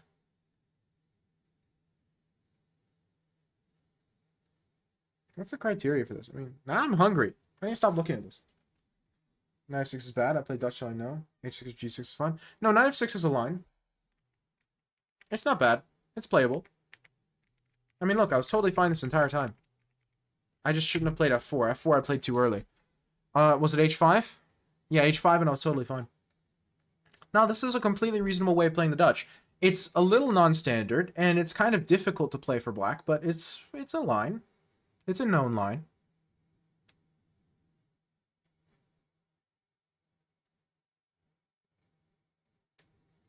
h5 and you have the stronghold? That's what I mean. Then I'm in a completely reasonable position. I have the bishop pair. So I have something to play for long term. It's not the best way of playing, but it's a way of playing. Again, I'm a little new to it, so I didn't play it 100% correctly. But it's just. Ah, 97. That makes sense. Now I'm hungry. Why are you making me hungry? Ah, yeah, Ivar. No, that makes sense. We are quite well known for Ivar. If we're known for a food item internationally, which we most of the time aren't, then Ivar is the food item we're known for internationally. A lot of it's homemade here. It's good stuff. I'm more of a pinjor kind of guy, which is closer to a salsa, but...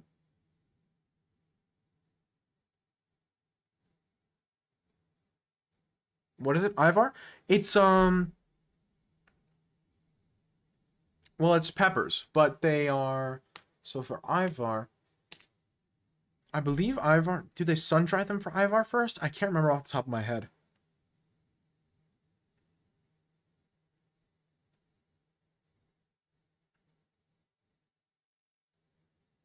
No, no. They're sun-dried for a different thing.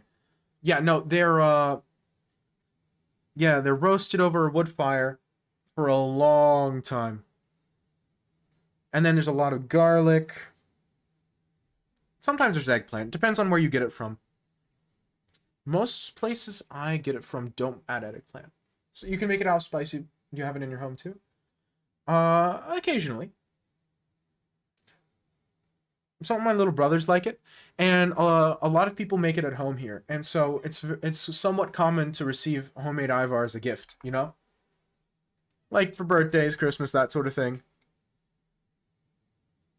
And it takes a long time to make, like weeks. It's like a whole thing. It's a whole process. You spend hours cooking it. Because like most things in Macedonia, it's more of a social experience, right? So the point is you come together with a bunch of people and everyone contributes, and you know, it's a social thing. And it changes a lot depending on where you get it from, you know? And who made it, what their preferences are.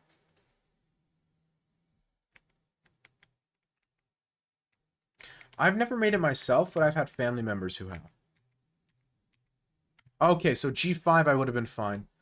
Yeah, that makes sense too. It's served with what? Well, like, often bread and cheese. And, like, the white crumbly cheese. Similar to feta, but less creamy and more salty. Also, sometimes like deli meats.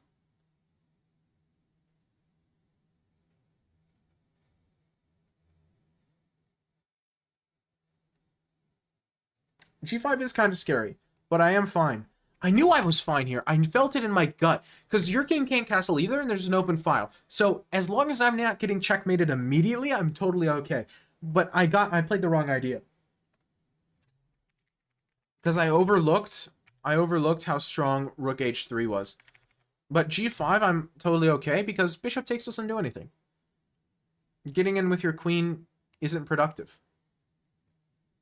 Right? And... What, isn't it a Serbian dish?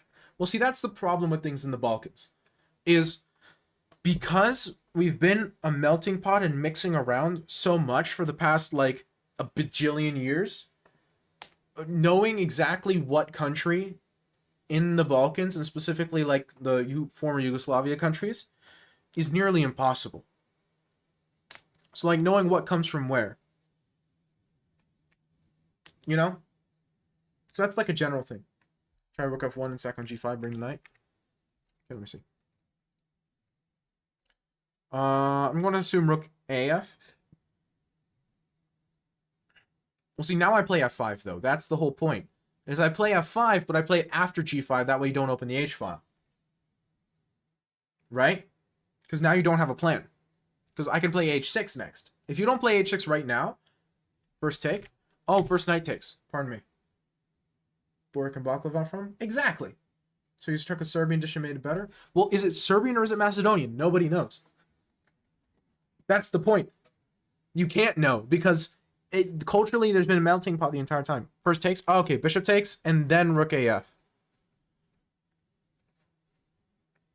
I can almost play this anyway. It's just a little scary. But I can almost play it anyway. But okay, queen d7. Now I rotate my knight. Number one greatest mystery of all time? Exactly.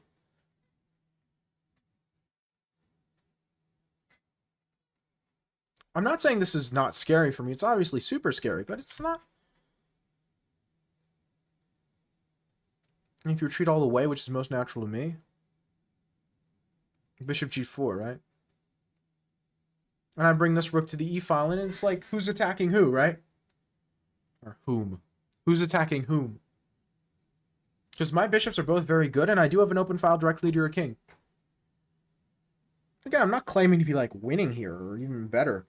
I think the computer's kind of capping, but there's chess to be played. King d1.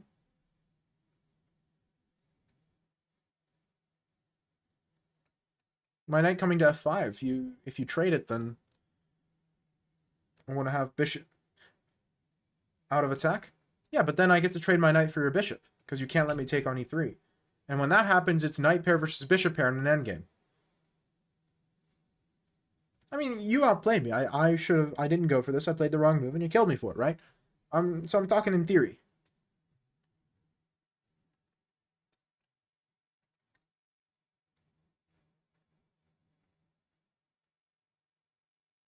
Yeah. And I don't see a good way of preventing knight f5. e4 looks super risky. I wouldn't want to play that if I were you. Maybe you can, but I don't think it works. I'd be super scared. Thank you. Thank you, Dan the Lion, for the follow. I appreciate it. e4 looks super scary. Maybe you can get away with it. Maybe. I don't like it at all. Night, Ronnie. Yeah, no, I wouldn't do it.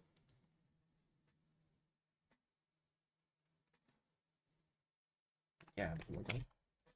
Yeah, no. Either way, though, I didn't play that.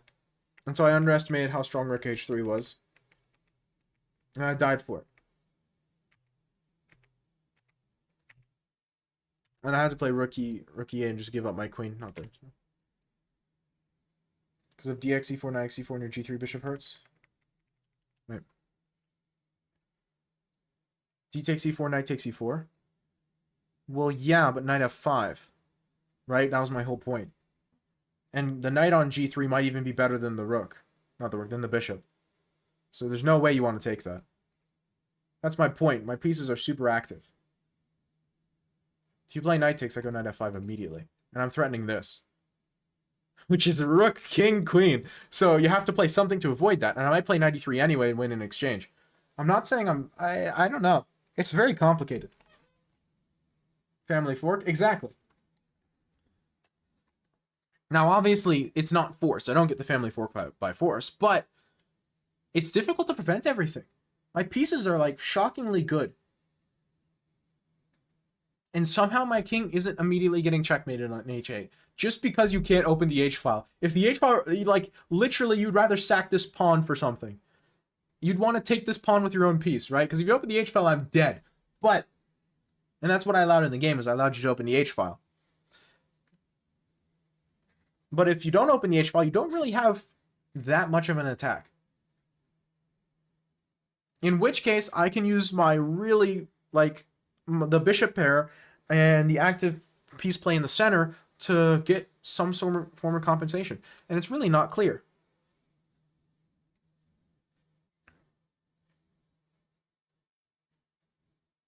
How would you feel if they added a mechanic where the pieces could seppuku? Well, in this position, I would feel very sad. Because then I would lose. Well, I lost anyway, but that's beside the point. Also, thank you, King Cornetto. I mean, it could be interesting. It could be interesting. I could see it. I know there are variants that are pretty common where you can take your own pieces. But variants where you can... would the pieces just, like, theoretically self-destruct? And that would take a turn, right? So you'd spend your turn deleting a piece, right?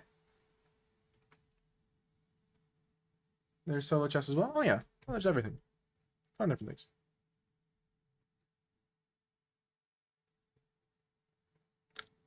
Yeah, take a turn to delete a piece.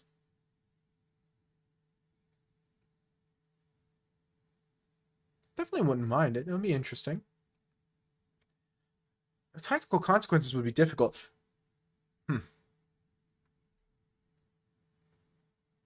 I mean, I think it's pretty obvious and goes without saying, but that would definitely benefit attackers more than defenders.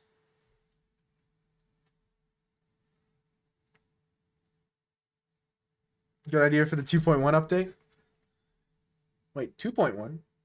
Oh yeah, because chess already did get an update. Do you play the ready as well as the Catalan? Occasionally, but I normally transpose into the Catalan because I just prefer the positions. What do I play here? What's my theory in this position? I think it's knight bd2 first. Maybe it's queen c2 first. I get it mixed up.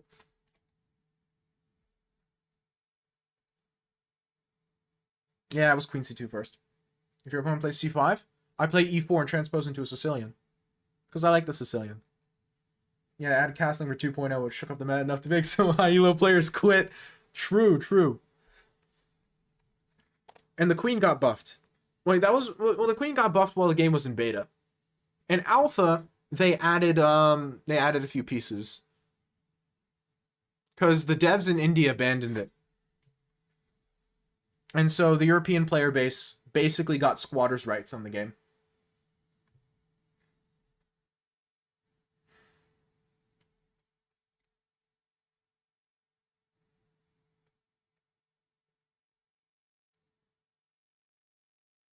Well, 2.1 is either seppuku, or 2.1 might also be Fischer Random.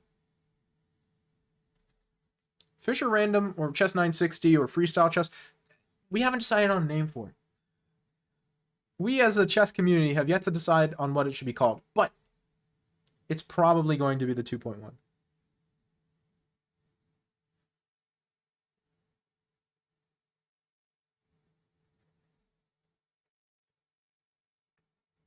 This is development with tempo. Can't be bad, right?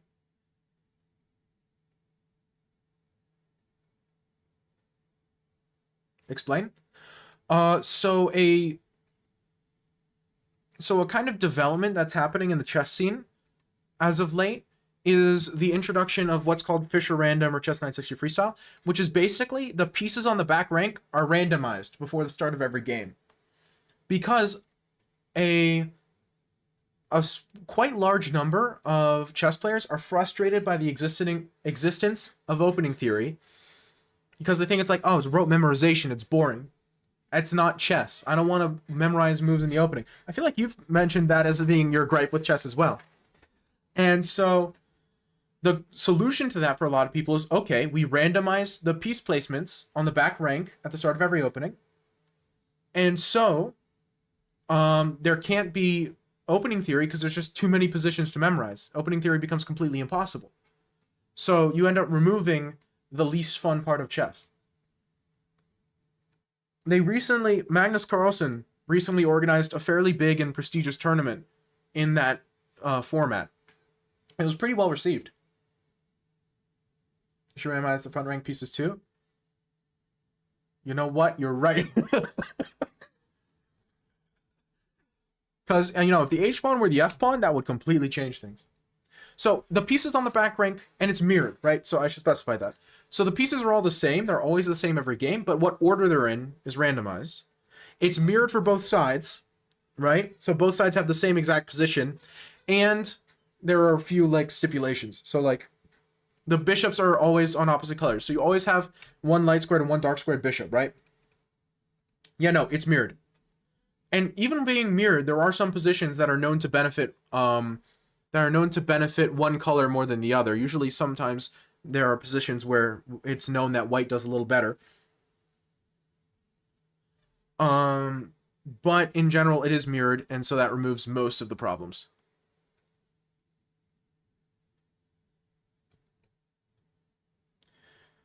Additionally, you're always made sure you have both colors of bishops. So you have one light square and one dark square bishop always. And the king is always in between the two rooks. That way that you can always castle in both directions. So like there a few rules are added there to make sure the positions end up sharing enough with chess for it to be a format that people want to play. But by and large, yeah. I'm just reading it out loud because you never know who's not reading chat.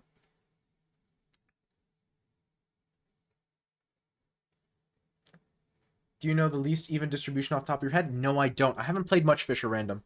Mostly because it is somewhat popular online as a variant, but it hasn't really taken off over the board in like in-person events. And so most of my chess that I play for is in-person events, right? Tournaments and whatnot. And because it hasn't really caught on there, at least in Macedonia yet, I haven't played very much of it.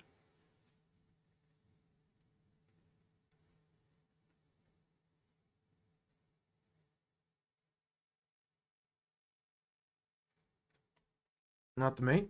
Well, I don't want checkmate. Checkmate would be silly. Why would I play checkmate? Yeah, you're right, you're right. Anyway. Oh. Well. How kind. You could also popularize it with your streams? Yeah, but then I'd have to be good at it. Actually, no, wait. No, I wouldn't, because I'm bad at regular chess, too. You know what? Maybe I could corner the market on Fischer Random. Because I don't think they're... See, it's one of those sorts of things where everyone's waiting for everyone else to pick it up. You know, it's like a prisoner's dilemma, but like backwards. So everyone's waiting for somebody to do it. Because the problem is also that the International Chess Organization that hosts in-person events really has not demonstrated much interest in Fischer Random. They've done a few gimmick events, but none in longer time controls. And so for the longest time, nobody thought that it would go anywhere. But Magnus Carlsen has shown a lot of interest, and it looks like he's probably going to be pushing that more since he's not playing for the Standard World Chess Championship. Being first? Well, it's not first, but... Because a lot of people have made content around Fischer Random, it's just not much of it because it has yet to be a popular field. So it'd be kind of a gamble in a sense. You haven't pinged? Oh, I forgot.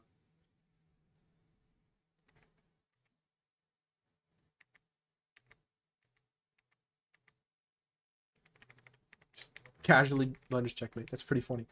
Okay. So I'm pretty sure I messed up. I'm pretty sure I'm supposed to play Queen C2 first. I always forget. Because I'm supposed to play Queen C2. See, this is what people don't want in chess, right? They don't want to have to... I forgot my opening theory, and I played the wrong move first. And this is slightly worse, because if he plays b6 specifically, then I want my queen to be on c2 and my knight to still be on b1. That way my knight can go this way, right? If I've committed my knight to d2 too early, then he can play b3 and the line's not as good for me. Sarcastic question mark. Did he play a horrible move? Yeah. Chess players have a sense of humor.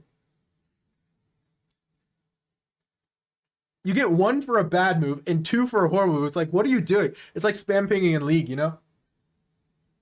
Like pinging missing player, you know? Disintegration gets better every time I listen to it. I don't understand. There's always an uncovered part. See, I tried listening to Disintegration. I'm just not a huge fan of The Cure, if I'm being honest.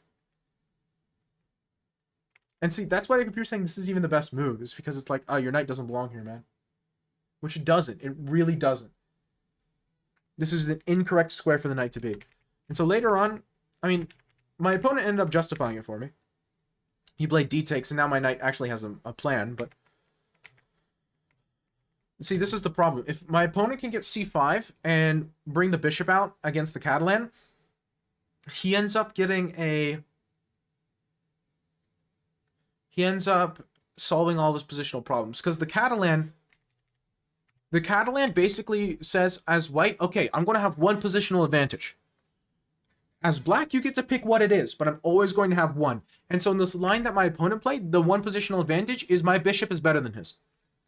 And it's very difficult for white to free his bishop. Not white, for black to free his bishop.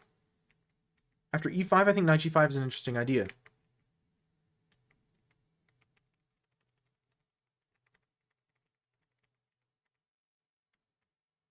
e5 was never played. Or do you mean, you mean like here? Where specifically? c5. Ah, c5. So c5, knight g5? Yeah, but bishop a6. That's the problem. And nothing's defending the e2 pawn. And he solved his problem, right? Because remember, the problem is always the light squared bishop. If he solves that, I'm not better. If anything, I'm worse. So this position, he solves the light squared bishop. I'm worse.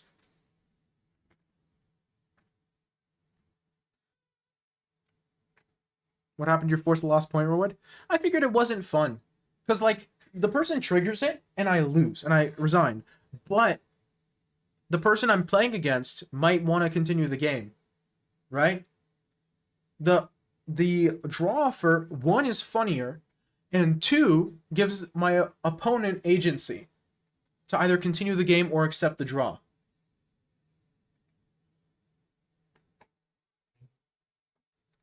My bad. No problem. Yeah, I mean, the mate threat would be nice, but f6 knight. The funny part is something like this has some logic behind it, right? Because he can't take because of threat of mate. But the problem is rook c8 was what he was playing anyway.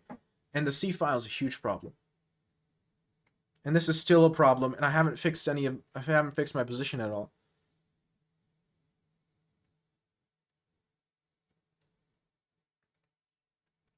I've just put it off. And my bishop's still terrible, my queen's misplaced, and now I just have some more misplaced pieces.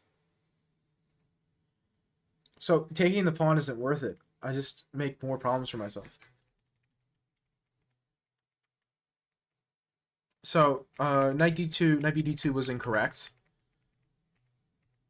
Yeah, it costs 25k points, and I people use it often. Well, yeah, I know, but I was just thinking, I was just thinking in terms of the person who's playing the game, right? Because it's lame. So the problem is, I was imagining my channel point redemptions from the perspective of a first-time viewer, right? Because the problem with channel point redemptions and the things you want to balance, in my opinion, I could be wrong about this, is you want to balance regulars with new viewers. And I figured that while the regular experience, resigns might be fine, for the new viewer experience, it's terrible. If someone's first game against me, that someone else forces resign on move 2,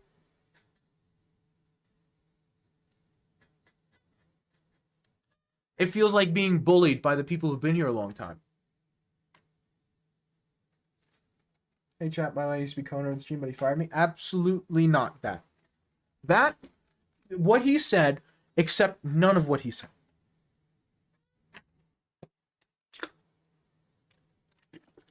Again, spamming it wasn't the problem. It was the new viewer experience that I was worried about.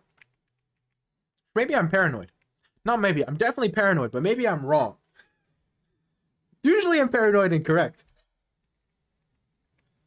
He's new here. He's new here. Flix is a regular.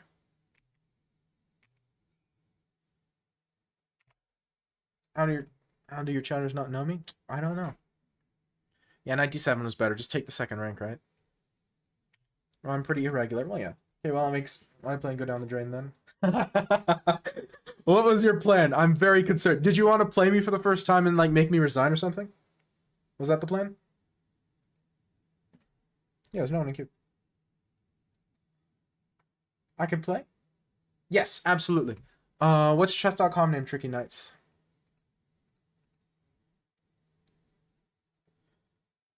eChess fun. Okay, I'll send you a challenge. What time is it? That's fine, I have time. We have time. Going to count your game, force you to lose one more for checkmate me, and then relentlessly brag about how I won my first chess game ever. Your first chess game ever?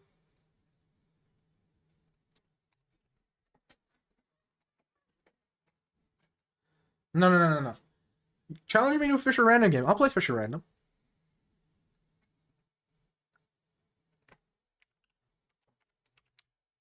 That way I don't get to, you don't get to blame opening theory as a cope.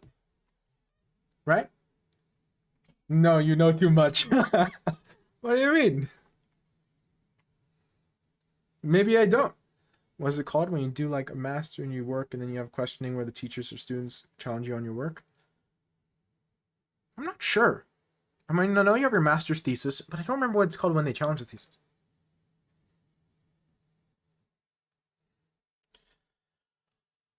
Is this the line where you're supposed to... I can't remember if this is the line where I'm supposed to go c6 or not. I think early c4 has to be met by c6. Yeah. Sounds right. See? This is why we need to play Fisher Random. Don't know what it's called? It's called the Hopton attack, I believe. It's a very practical way of playing against the Dutch.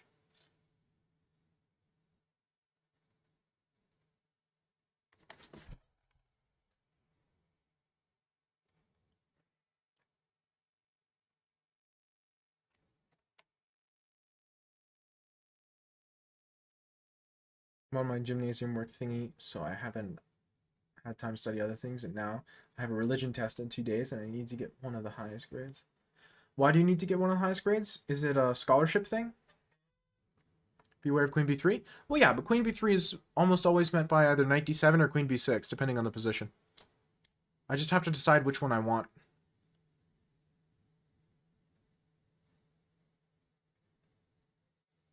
This feels like a bishop knight d7 position. Oh no, knight d7, queen takes, rook takes. He has queen takes and he's threatening the bishop. Yeah, no, no, no, no. This is not that position. Okay, so this is actually a queen b6 position. I need one of the highest grades to make my chances better to get into the program I want. Okay, that makes sense.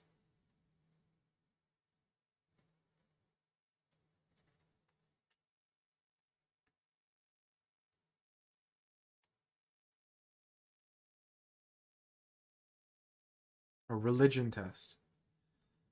See, that's a hard one to cheat on. Or is it?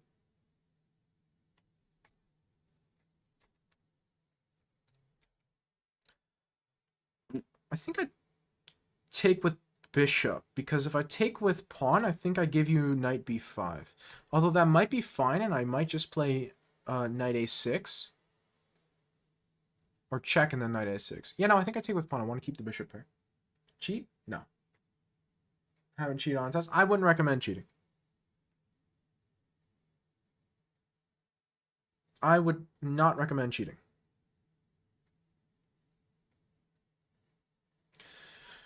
So this game is weird. Most people have though. Yeah, everyone cheats in my unit. Well, not everyone. I shouldn't say that. There are a few students in my class who do very well for themselves without cheating.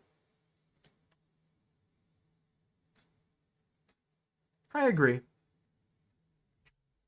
Your pawn structure? My pawn structure is horrendous. My pawn structure is a war crime. However,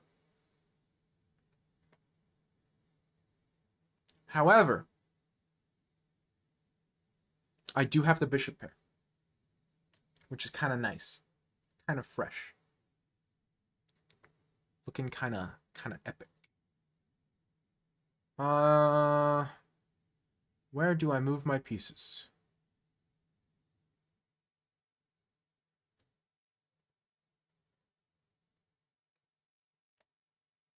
Here.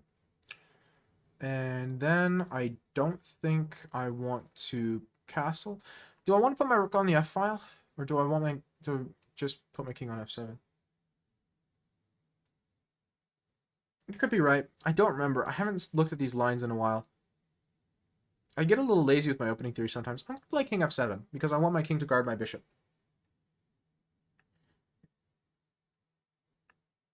Okay.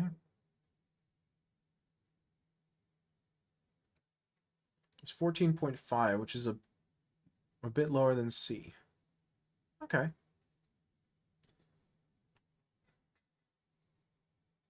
So most students are underwater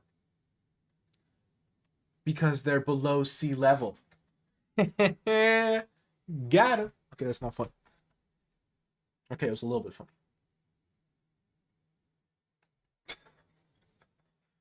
This is how I know that I've been streaming for too long. I'm going insane.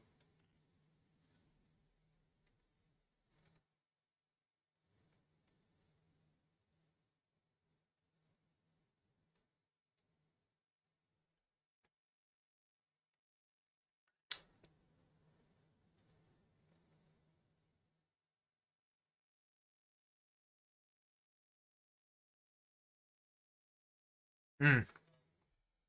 What do I play here? On the one hand, Bishop B8 does a good job shutting down his knight, and keeps my F4 advance, which I think I'm going to play it. The problem is my rook. I don't like how my rooks are disconnected. It makes me uncomfortable. It makes me uncomfy. But once I play F4, I'm going to be able to free up my bishop because either he pushes or he takes, or I take. In whatever case, I'm given more spaces for my bishop. Although, actually, now that I think about it, if I go here and then take and takes, at some point knight g5 could be a problem. That's uncomfortable. If he pushes, you do not. Well, if he pushes, the position completely changes in other ways. I don't immediately, but it fixes part of my pawn structure, and I don't think it's very good for him, because takes, and I go bishop c4, and I don't see what he does. It looks just terrible. Right? Because I'm forking his pieces. He can't just not take it. And so when he takes it, I win an exchange. I would be okay with that. Okay, sure. I don't technically open up squares for my bishop. I just win in exchange. That's way worse. I enjoy saying facts about grades for some reason. I guess my reason is I want you to compare to what system you have. I don't know the average grades in my class. I know a bunch of grades. The average grades are probably... Let me think. Well, I don't remember I didn't know my statistics for my equivalent of gymnasium. But for college, I do see all of my classmates' grades. And it seems like people here get on average, I would say probably 60, 70 out of 100. Which, if 60 is passing, that's like a D, then it's probably averages of like C here. Are you interested in climbing up the rating? Yes, the problem is it's hard and time consuming.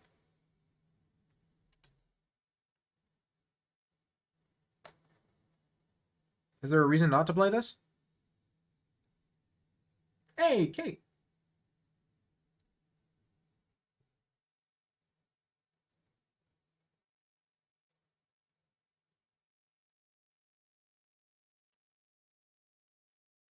I mean, F4 is always the idea, right?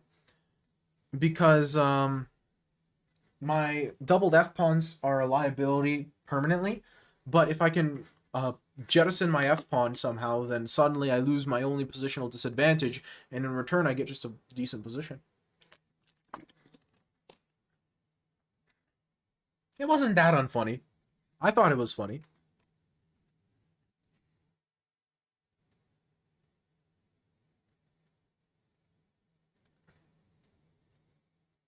You should probably study right now. You probably should. I would recommend it.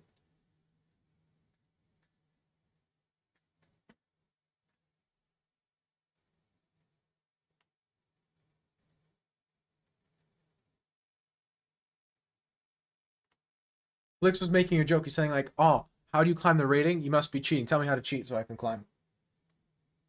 Around here we call him alcoholic. So, It's unfortunate that the name I came up with in high school, Alchemedian, while it's intended to be kind of a combination of alchemy and comedy, can also be interpreted as alcohol as in alcoholism and median as an average. So it can be interpreted as the average alcoholic, which, while funny, was not intended.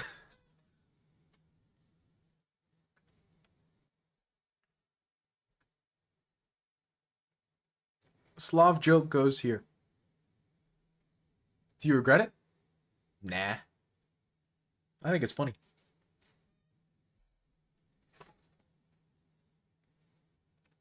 It's not a big enough deal for me to regret.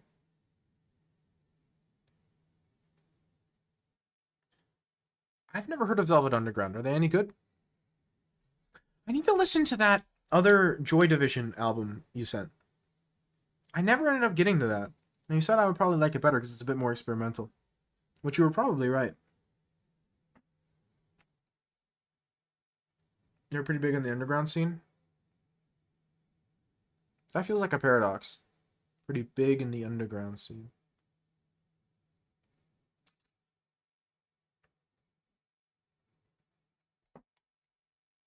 This night does not bring me joy.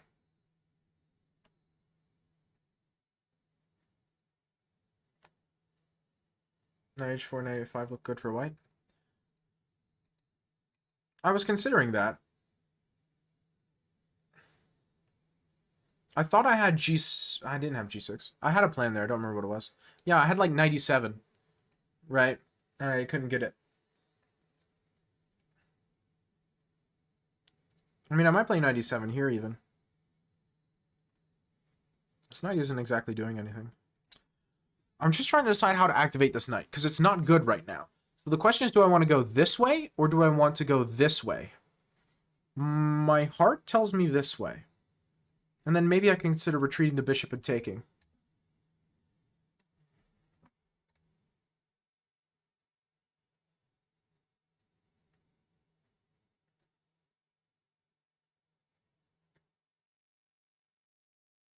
I'd exchange it with the b5 knight. Well, that's kind of difficult to do. Because knight a7, he's not going to take. He's just going to retreat. And his knight's done its job. And then I have to move back and you give him a tempo. Doesn't... Like, obviously I'd want to exchange it with the b5 knight, but I don't think... He definitely shouldn't let me. And so I don't think he will let me. How do you take here as white? I don't actually know.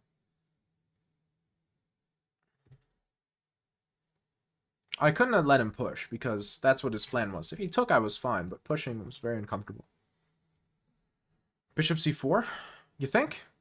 Bishop c4 takes, knight takes. Maybe.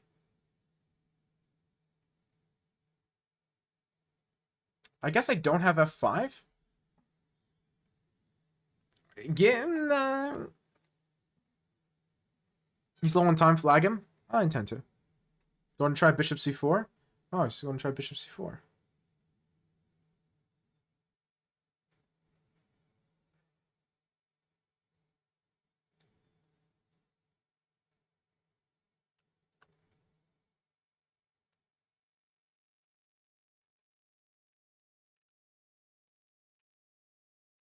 Now the problem is if I play f5, he has here. That's the issue. But I can go rook d8.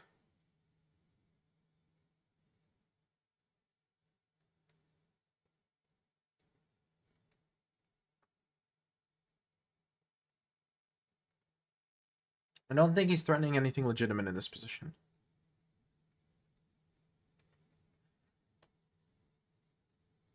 Try to trick this cheeky stream sniper. I play unrated on stream for a reason. I've told people before that being in stream while I'm playing is not a problem, because we learn. Stream sniping is only a problem if the streamer doesn't want it to happen. I don't mind, and I've made it clear that I don't mind, so...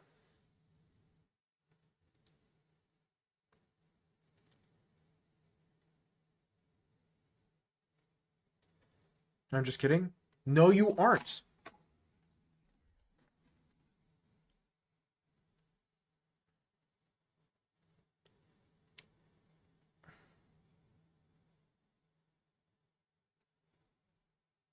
Your pieces are suspicious.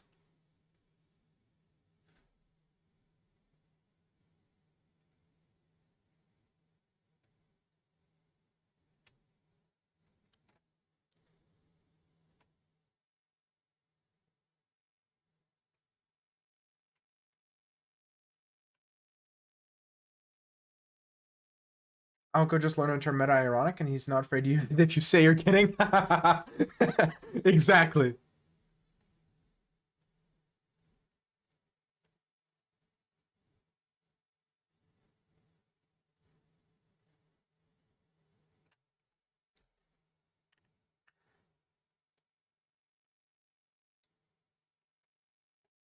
Can imagine myself like holding a dictionary now or something. I'm mad. I'll do it. Alco, please let people lie to themselves. No.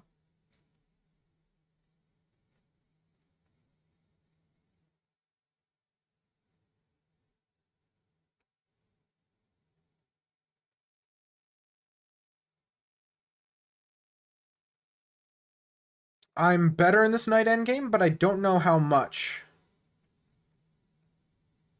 I'm absolutely better. But how much is very unclear.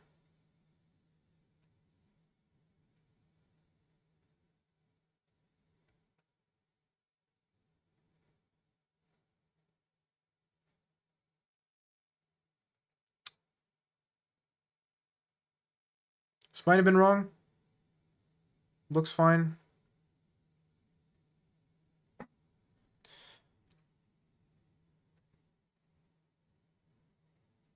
It really feels like my king activity is too much.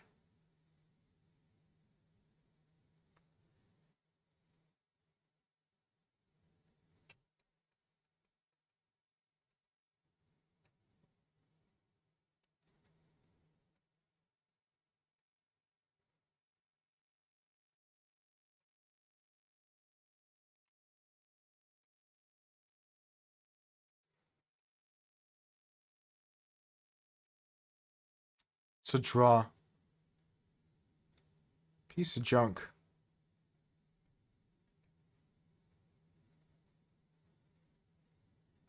It's a draw.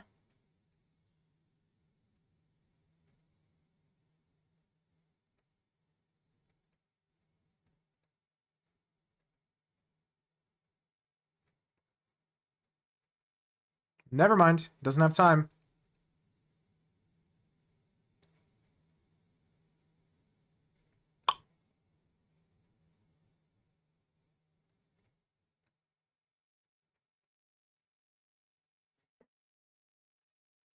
He didn't have time. Is meta ironic a joke about a joke? Meta ironic is when your irony is ironic, so it's not clear if you're joking or not joking anymore. You're kind of outside of the space of irony looking in on it, and so your statements themselves, meaning changes depending on the interpretation.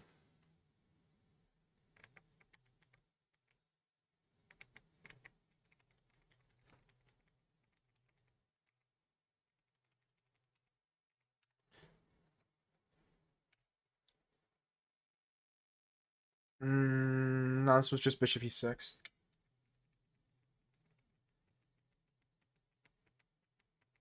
Okay, this is all fine so far. I should have taken. Okay, why should I have taken? Because I have rook a3. Takes and rook a3 is best. Got it. What about bishop b4 check? I don't think bishop b4 check was good. It's very rarely good in these positions. It's playable, but then knight c3. And he's playing knight c3 next move anyway. The check doesn't force anything. It's not bad, but it's better to play e6. Bishop e6. Because the pin isn't helpful, and you're not forcing a move that he doesn't want to play, right? It's not terrible. It's just rook a8 was better. Yeah, I didn't want to give him back the bishop here because that was my justification for playing in the way I did. g6 was best. Gosh, that's a hard move to play. e4, d takes, bishop c4, bishop takes, knight takes, rook d8, rook takes e4, knight c6. Knight d5 was better. That makes sense. I couldn't decide. Knight d5 is a better square for the knight, but knight c6 has a more concrete threat. Knight takes b6 looks risky. I didn't even consider that move, if I'm being honest. I expected probably rook fe.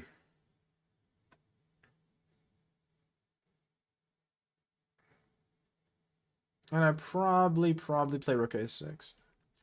Again, it's hard to find good moves for me. But now I get a lot of activity. No, I don't think I did. It does not sound familiar. Ah, king e6 being better makes total sense. Knight c6 is a waste of a move. Ping Moon sounds more familiar, but I'm not sure off the top of my head. Yeah, it's completely drawn. There's nothing I can do.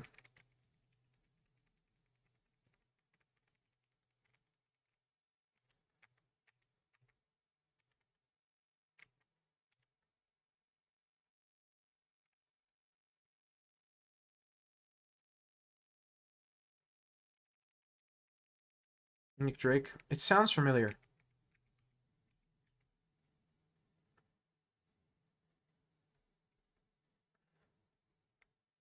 Good game.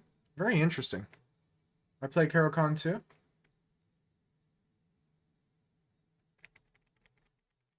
Caro-Kann's a good opening. I don't play it, but my little brother does. It's not my style. Queen d7. GG. What a complicated game. What a complicated game. Okay, wait, I want to see something real quick. Probably going to end stream pretty darn soon. There's a few things I want to do before I go to bed. And I have like 3 classes tomorrow, so I have to go to bed for this soon. I prefer getting the Sloth, but people don't allow me to get it, and then it usually becomes a Caro. Well, then why don't you just have a different opening against e4? Because assuming your opponent plays... Again, e4, you can have your own opening, and then basically everything else, c6 becomes a Slav. Except for knight f3. Knight f3 is a unique continuation. But knight f3, c6, I think e5 is bad? e4 is bad? Yeah, now you have to play 4 knights Caro. Caro-Kann's good. What move 3 do you play against the advance?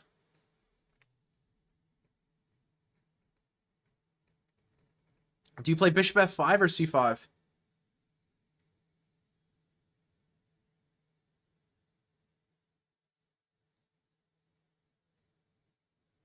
Bishop f5?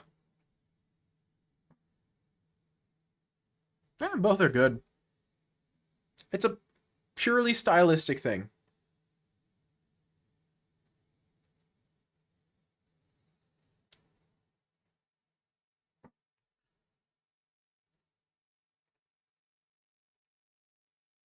Usually people don't offer a bishop trade. Yeah, it's not the most precise, but you take it and you just are slightly better here as black, no? Because e6 and you've traded off your bad bishop. And you just basically have a good French. You've lost a tempo or two, but it's worth it. Yeah, you've completely equalized. See, that's why c5 move 3 is fun, is it's very confrontational. It immediately asks white what their plan is. You can take and try to hold on to the pawn. It's playable. It's just really, really hard.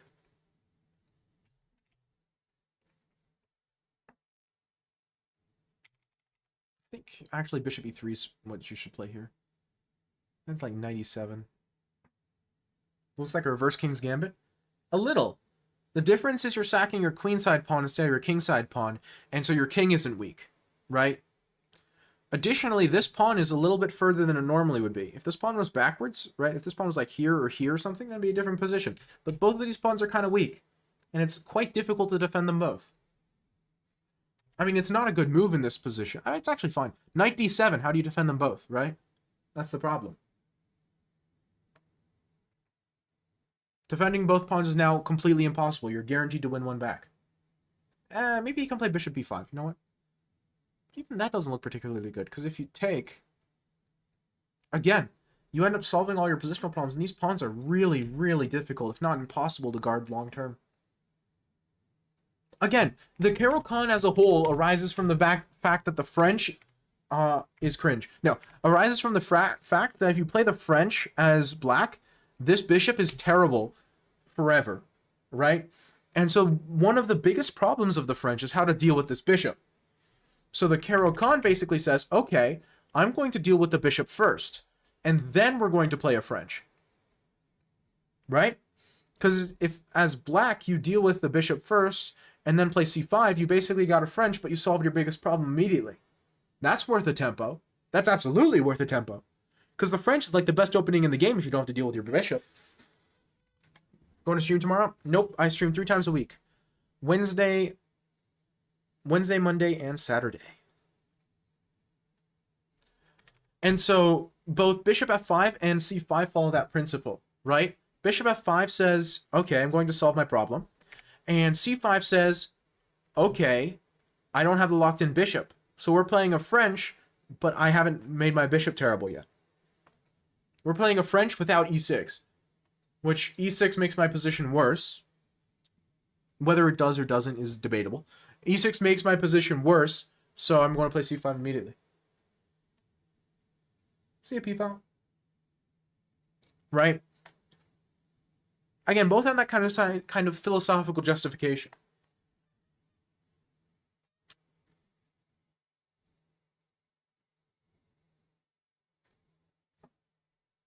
I like the c5 Caro quite a lot. If I played it, and if I played the Caro, then I would play the c5 stuff.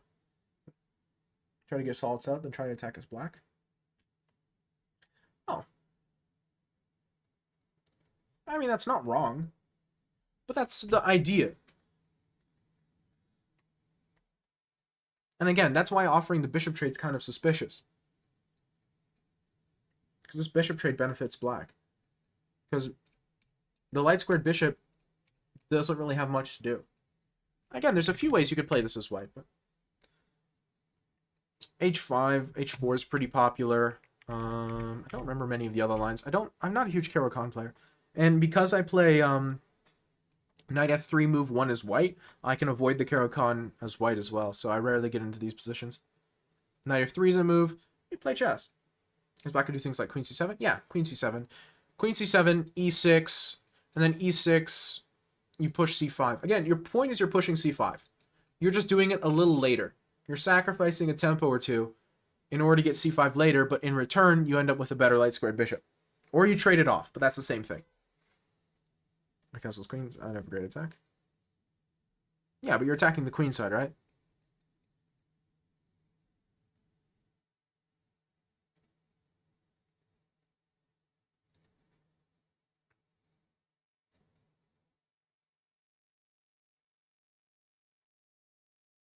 What do you play against h4? Wait, castle's kingside there? Well, they do, yeah. Yeah. Castle and kingside is one of, if not the best plans. What do you play against h4? Just h5, probably? Yeah. That's chess.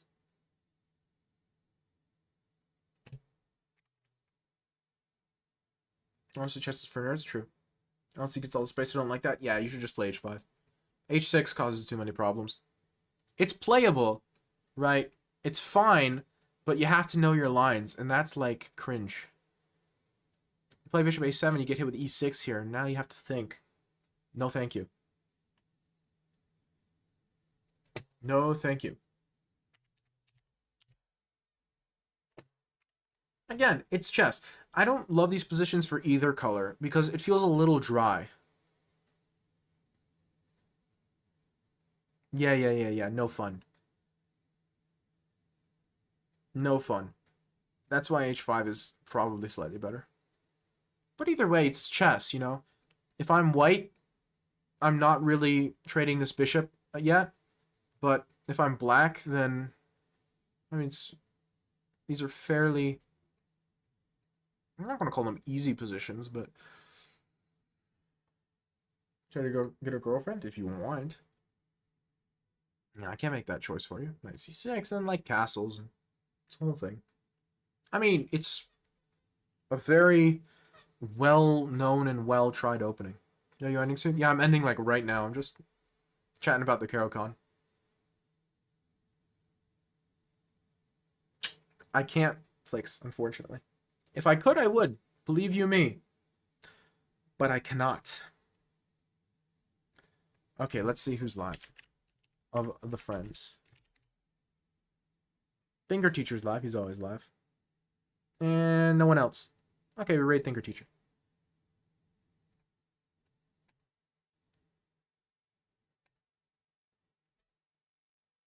I'm currently a 1920 blitz rating. That's not bad at all.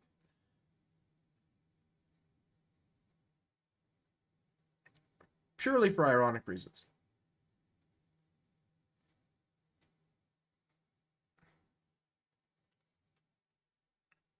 Yeah, definitely. Anyway, appreciate y'all stopping by.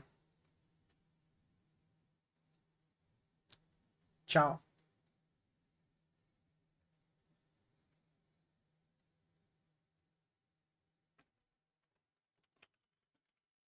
Might do. Okay.